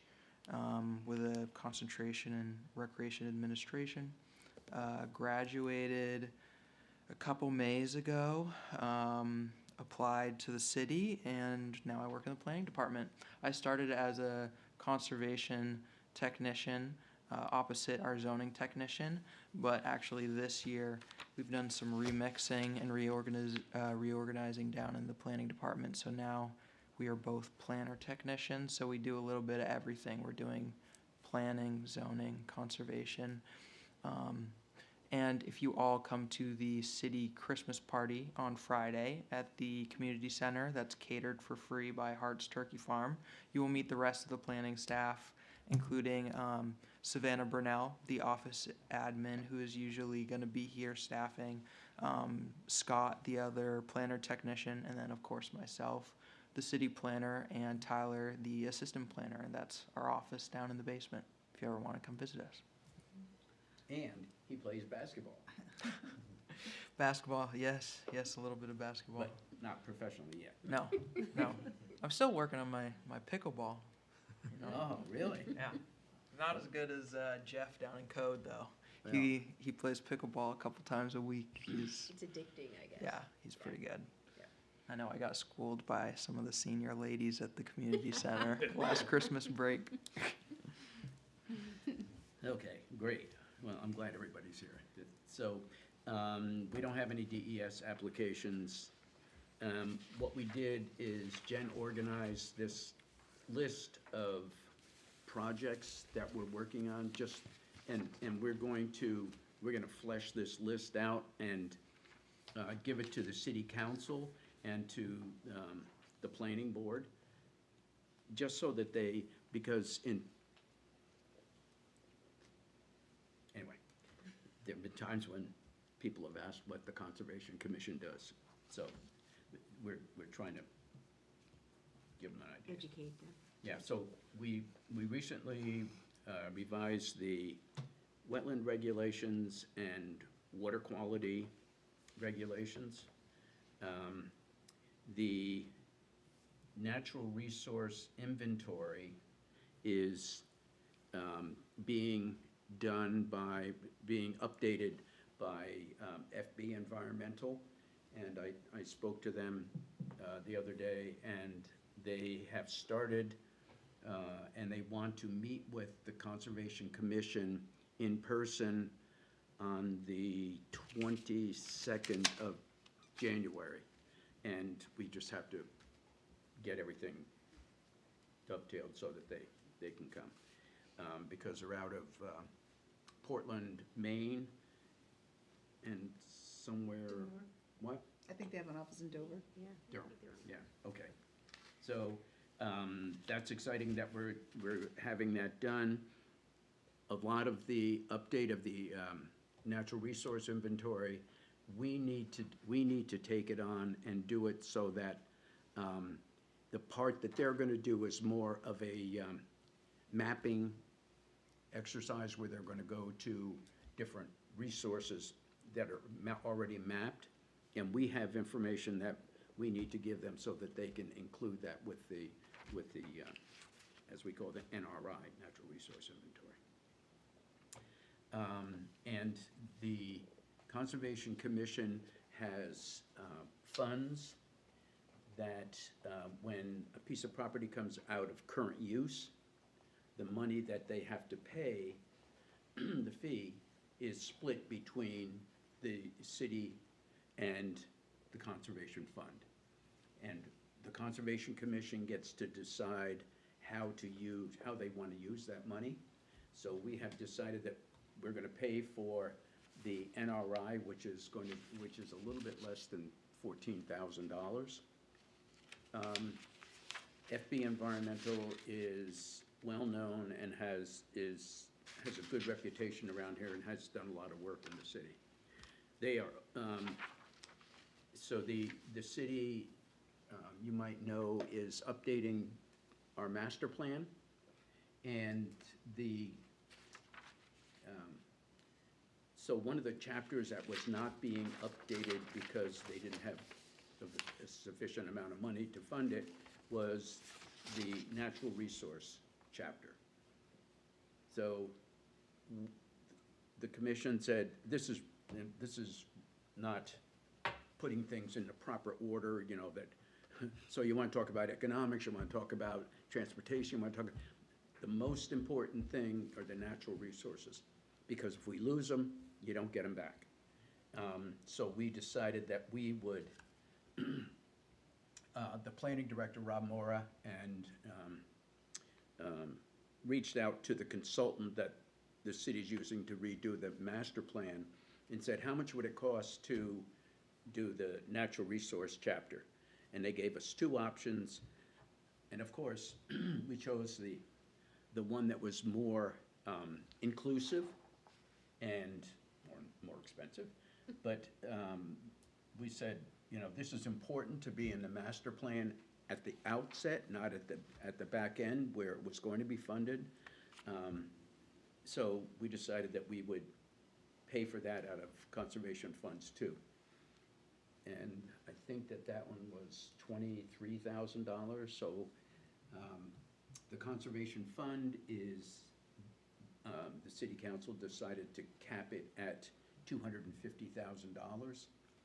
And so any property that comes out of current use after we're maxed out at 250, all of it goes to the city. So by spending this money, we'll get it, we'll get some money back whenever properties come out of current use. As part of the Winnisquam Watershed Network, they got a 319 grant, and it was to address erosion issues at an area on Gale Avenue, which is, I don't know if you know where that is, it's over off Pleasant Street. And we put a garden in there, and I think it looks great. I think it looks great. You can go over there and see the garden. We planted it, and so. It will definitely help with the erosion. Oh, yeah, it's DPW dug the hole and put the rock in. Parks and Rec did the finished grading and seeding and put the lawn in, and then we did the planting, so that's good. We put a pollinator garden on the WOW Trail. Lisa organized it, designed it, and got, I can't remember the name of the group. Oh, so actually, Scouts? the Boy Scouts and the Work Opportunities Unlimited folks, that helped a great deal with that. It was part of a USDA Urban Ag grant that Conservation District was part of. And we were looking for projects in the area. And now it has been turned over. Once it was installed, we turned it over to the Conservation Commission to continue maintaining. Where is it on the WOW Trail? We're kind of right behind Utah Oil, that section. Okay. We connected FB Environmental and the Laconia Water Department.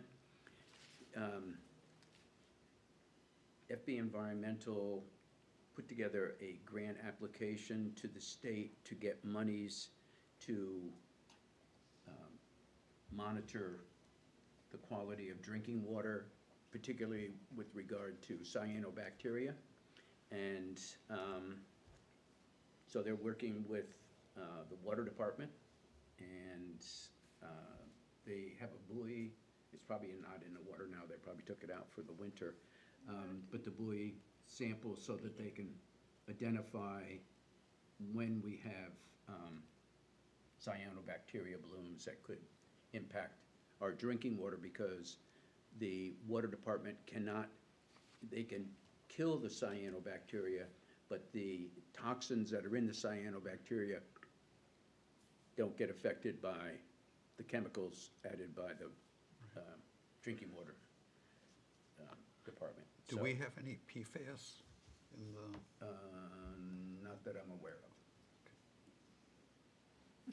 That would be a question for the water department. Right. I don't know if they test for that all the time. Last week, was it last week, 2 weeks ago? With the transition of roles in the planning department next summer, Scott's gonna be coming out with me to do water sampling, when we go with our volunteers, so he's looking forward to that, but I wanted to catch up to speed, and I went to the second meeting we had with FB Environmental about the updates for the drinking water buoy. And we ended up, I made a tour up with the water treatment facility up the hill to get a tour of their operation, and I wanted to bring Scott along. So even though the buoy was taken out a couple weeks ago, they showed us their big computer screens and where they get that data coming in from. And then we actually got to tour the facility, which I know Dean's been before. It's very fascinating, very cool, and they're super knowledgeable. They have a full lab up there. They have the tanks up there. They showed us the underground tank. That creeped me out a little bit. It's just like a huge tank. It's like the size of like 3 football fields. It was crazy, but it was a really cool experience. But they did have the buoy data coming straight to them, so they're in constant contact with it. Yeah. So if you get an opportunity to have a tour, they have this system, they have this computer screen that's about the size of this wall, maybe not quite that big, but sounds good. And they are monitoring all of the water tanks in the city that are in different areas, or, Yeah. you know, how much water are we taking out of here, what about there, and it's unbelievable. And the people are so nice. I don't know how they get all those nice people. I know. It's awesome because Must they be in really, the water. yeah.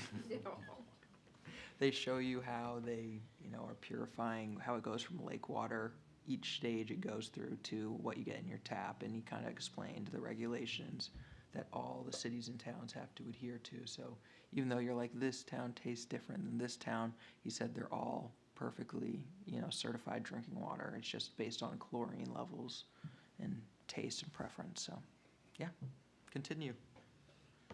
Thanks, that was good. So we do water sampling, just like Gray said. We've been sampling the tributaries on Paugus Bay for 20 years. It's only funny because Pat Tarpey, Pat Tarpey just retired as the President. executive director, Director, president executive of director, the Lake Winnipesaukee Alliance. Anyway, we do sampling of the tributaries for Lake Opeechee, and we do deep water samples in Paugus Bay and in Lake Opeechee. We submit them for laboratory analysis. We submit the samples to the state, we have a lot of data. And one of the things that Gray did is he set it up so that the data are now all, you can go to the computer and it's all right there. So it just, Oh, sorry. Mr. Chair, I was gonna say, what is it that you're sampling for? There's only like 3 or 4 elements, right? no, we Oh, sample for categories. pH, temperature, conductivity, Turbidity. turbidity, Then Temperature. phosphorus, they do phosphorus, And chlorine. Dissolved oxygen. Yep, Dissolved dissolved oxygen. oxygen. So some of it we do with meters, We have and, 3 meters we go out with. yeah, and it's, 1 turbidity, 1 pH, and then 1 the YSL 85. Thing's a beast. they're a hoot, they're a hoot Yeah. on a good day. They can be very temperamental, so. Very. Thank you. And then they take the samples down to Concord To also, right? DES, yep. So, So Deb told you we do we pay for a portion of the lake host from Messer Street, and we get a grant from New Hampshire Lakes to pay the other portion of it. And last year, we had somebody Saturday and Sunday. yeah, we typically, it's not a super busy ramp, at O-Pee-Chee, but weekends, we had somebody there, Saturday and Sundays, and I think the boat total for this past summer was 370 maybe, which is up like at least 170 from the year before, so. And Deb and her cohorts here in, I don't know if it was just O-Pee-Chee or Winnisquam, have been noted for making some quality saves from Was that Winnisquam? Yeah. So you're watching the boats that go in. Yes, and come out. 4,000 Well, that's at- boats last year. That's at Winnisquam. At Winnisquam, 4,000 at Winnisquam, each of the last 3 years. And the thing about it, that Deb is really great, because she's been the one that's been there for all that period of time. The people come in, and you don't need to tell them what you're doing. She's already educated them. And sometimes I'll go down there and volunteer, and they'll say, "Where's Deb?" I'm like, "Excuse me?" They said, no, we brought her donuts. I'm like, "Oh." So anyway, so she's renowned. She's at the planning department. What? She's at the planning department filling our water. That's right. But they got rid of our water bottle. Anyways, They did? it's across from Nancy now. We have one water machine for the building. So on really hot days, when I would need more water than I had with me, I would take a break. Dean might come down, spell me, and I will come over here and get my water bottle filled up. Hi, Gray. Yeah. Anyway, So one thing we haven't done in a couple of years is we have conservation easements that are owned by the city, and we need to inspect them to make sure that people aren't dumping on the properties, and we haven't done that in a while, and we really need to put it on the agenda.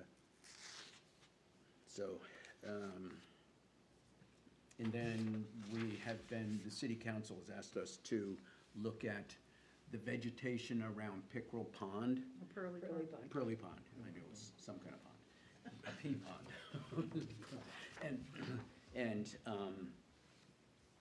So the planning department got a wetland scientist, Luke Powell, who used to work for the city for years. He's a great guy. He went and checked out the wetlands, mapped them, and made recommendations on what vegetation could be trimmed. Excuse me, some of the city councilors have been here and have been able to see the pond when they drove by, and now the vegetation's getting so high, they can't see it, so they want it trimmed. So anyway, Have you seen the deed with that property? what? Have you looked at the deed to that property? Not in did a it long when- time. we did. Yeah, we did it Yeah, one we time. did at one time. Okay. So, there, Does it say in there to be able to see the pond? that's part of it. The concern is, though, that if they deem that it's not being maintained as they specified in here, they get it back. Right. Good luck with that. Well, I'm just Yeah. saying Oh, yeah, that, they've already threatened us with that. okay, so, right, so, You should have heard what happened when we said, we No. should trim the Don't even pearly think oak because of the dead branches. no, I understand. I'm just saying that not knowing any of the situation, I downloaded this, I took a look at it and said, oh, that's interesting. Yeah, Yeah.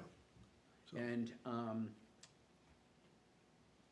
John Purley lives at the Taylor community. So, and his wife,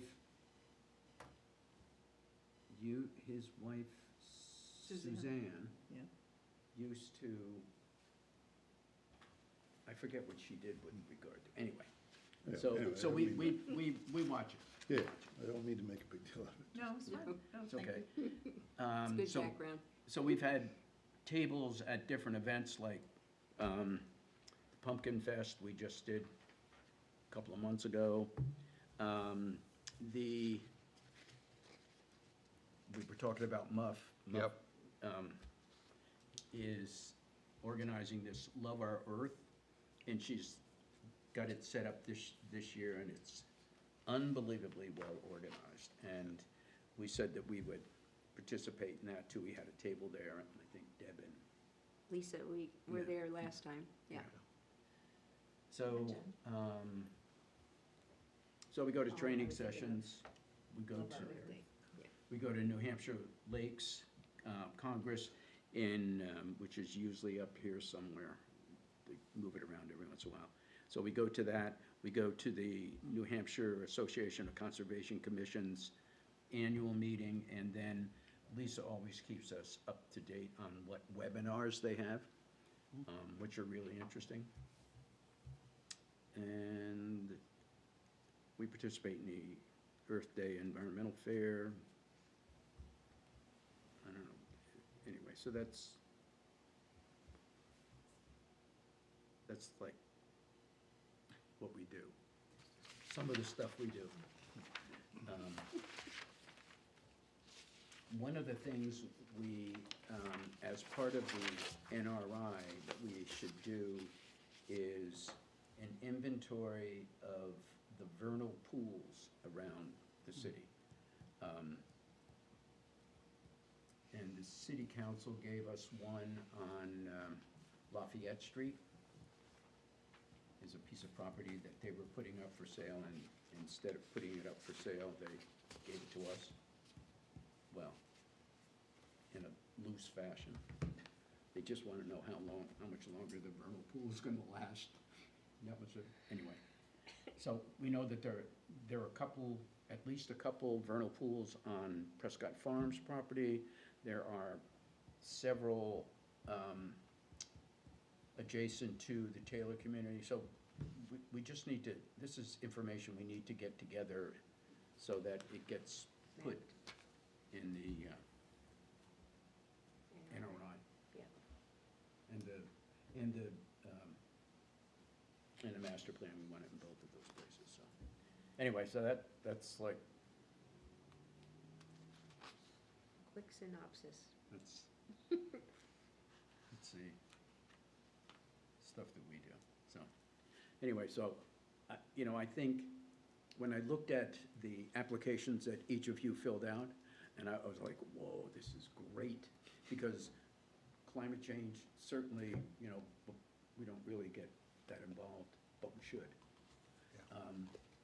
And, to enjoy the outdoors, I mean, I would rather be outside than inside.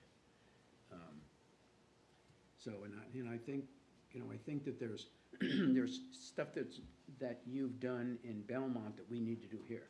We need to do an aquifer, Protection. yeah. So, anyway, there's, I think that this is giving us a broader view of, and more expertise in areas that we didn't have expertise in. Or, because there were 4 of us that have been like holding down the fort. Now, 3 more. It's great. Yeah, so, anyway, so that's it. So, do you have any questions? I mean, Peter, you have any questions? Not right now. Okay, Well, it sounds great. yeah. I Sounds mean, very it's- interesting. Always ask us questions when don't ever be afraid to let us know. So, I have a question. So if these new, well, no, I I'm mean, sorry. what? I don't know, no, it just hit me funny the way you said that. Oh, okay. Sorry. That's all right. If these guys ever see something they think they want to take, like a course or a webinar that costs money, how do they go about, like, usually we take trainings and get reimbursed, so what's the process that, should they talk to who first, or what would go on? I think the best way to do it is probably to call Savannah or Yep. Ray. So shoot an email to myself and/or Savannah. If you shoot it to me, I'll just send it over to her, letting her know that that's coming down the line, and she'll let you know if that's going to be good or not.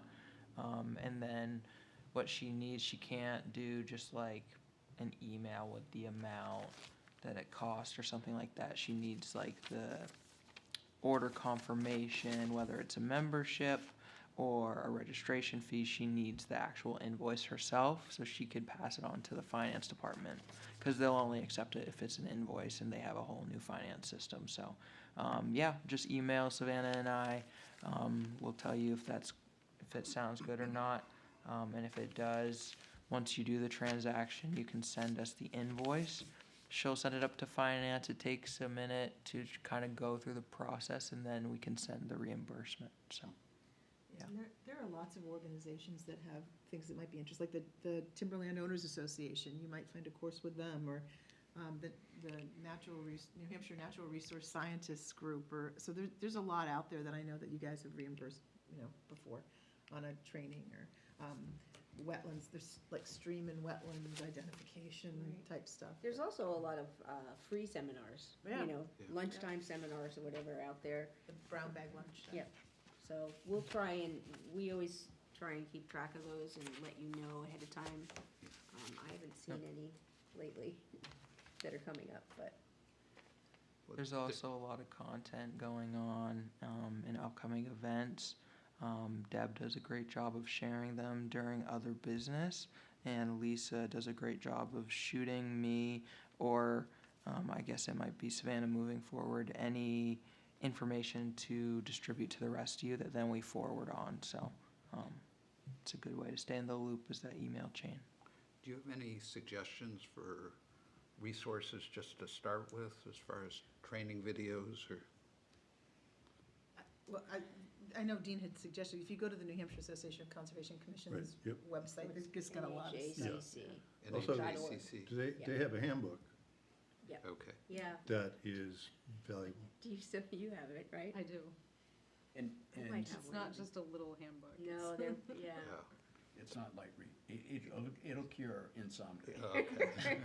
So, if you go to NHACC, Yep.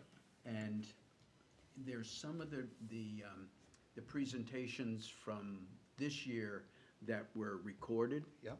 Like Jen went to one that was really good for beginning members of conservation commissions, is that what it was? Oh, yeah, I think it's called, actually, when you go to that, you get this The book. Fundamentals, is what it was? Yeah, it foundations Was or in the 101 fundamentals or something? or- I was in yeah, the it's like a same room as 101. you. Yeah, yeah. Well, it's a good place to start. Yeah, Yeah. so Yeah. that might be, an easy way, it's online, if it's online. But Let us know if it's not. There's a lot of resources. Yeah. There's an overwhelming amount of resources. it's, yeah, that's overwhelming is true. UNH has a lot of stuff too. Yeah. Yeah, tons of stuff. Okay. And going to that the New Hampshire Conservation Commission Association annual meeting, like Dean and Jen did, that is often reimbursed. So you can go to that training as well. That's in November. That'll be. Yeah, that was in November, and it's like, you have to pay first, and then, as Grace said, you submit your Yep. receipt, and you submit it to Savannah, she'll give it to Gray, and get it up to the finance department, and they'll pay for it. Okay. Yeah, recommendation from my experience, and again, it's just me, is whatever your passion is right now, your concentration, focus on that, and then you're gonna find that there are connections from all other sources, and then you can decide what paths you're gonna follow. You may go a little ways and turn around and say, I want more information over here or something. But I would stick with what you know right now, or where your primary interest is, and then this other stuff will certainly come into play. Gotcha. And New Hampshire's a really small state, so I always end up seeing at least 3 or 4 people I know from something else at one of those, so. Yeah, So I think the other thing, and Deb said this, and Lisa said it too, that if we're talking about something, we'll, and you don't understand, tell us you don't understand, there's. I have no problem with that. So I first started doing environmental work for engineering firms in 1970. And that's when the EPA was formed and alphabet soup started. We would have conversations that it was all alphabets, and other people would be sitting there going, what in the world are you fools talking about? So, anyway, so. So one thing that was a little confusing is there's a planning commission, there's zoning boards, there's some technical review committees. Is there anything that shows how the different pieces Yeah. fit together? Yeah, we don't have like a good flow chart, which I kind of was considering making one as soon as I get all my minutes done, which that would probably be beneficial to be able to visualize it. But yeah, it all runs through the planning department.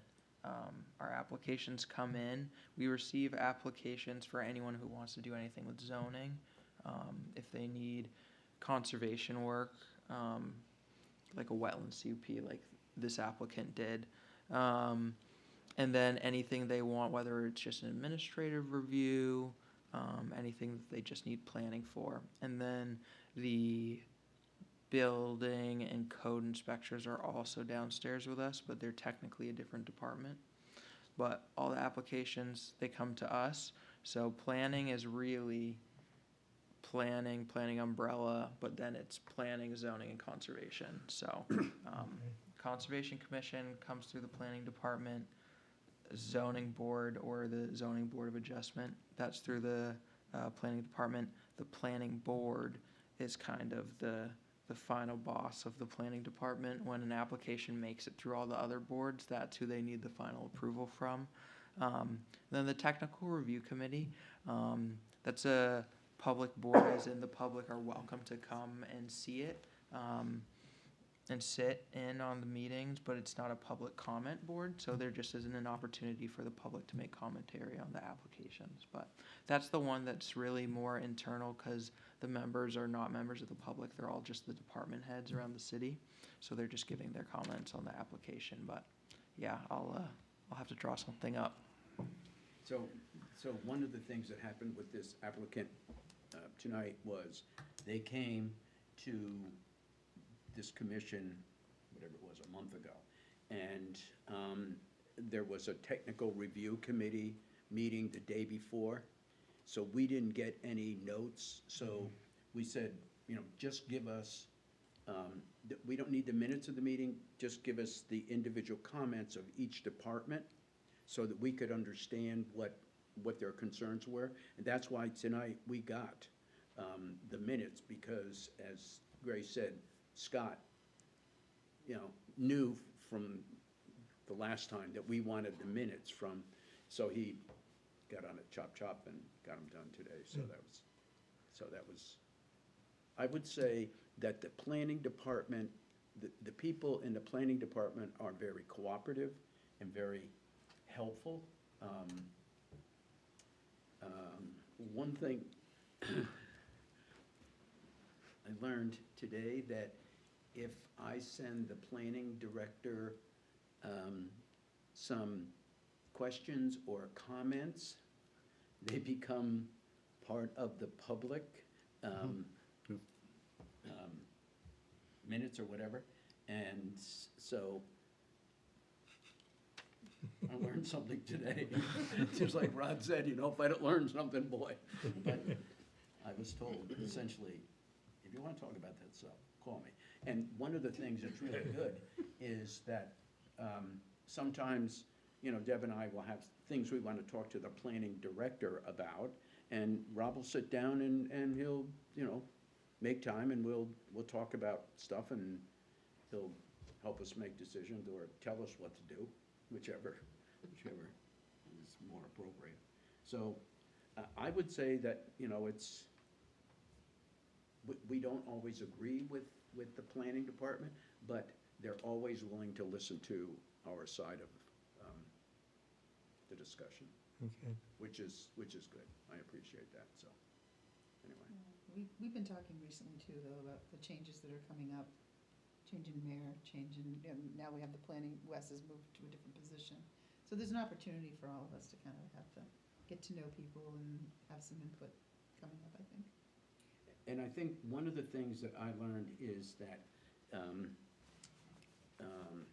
our city councilors, whatever ward you're in, are willing to sit down and talk to you about your concerns an issue. And I found them to be helpful. So, you know, don't be afraid to talk to them about it. Anyway, and I think I found that the city council, you know, the city council meetings are set up so that the beginning of the meeting, there is an opportunity to talk about things that are not on the agenda. And so when we wanted the city to not sell the property on Lafayette Street, that's the way we got the discussion started. And, you know, they listened, and when it really came down to putting the pedal to the metal, it was when residents came and spoke and said, we don't want more houses on this street. We want this to be a quote-unquote park. Yeah. And so that was, so anyway. And always feel free to like bring your concerns to us when we meet.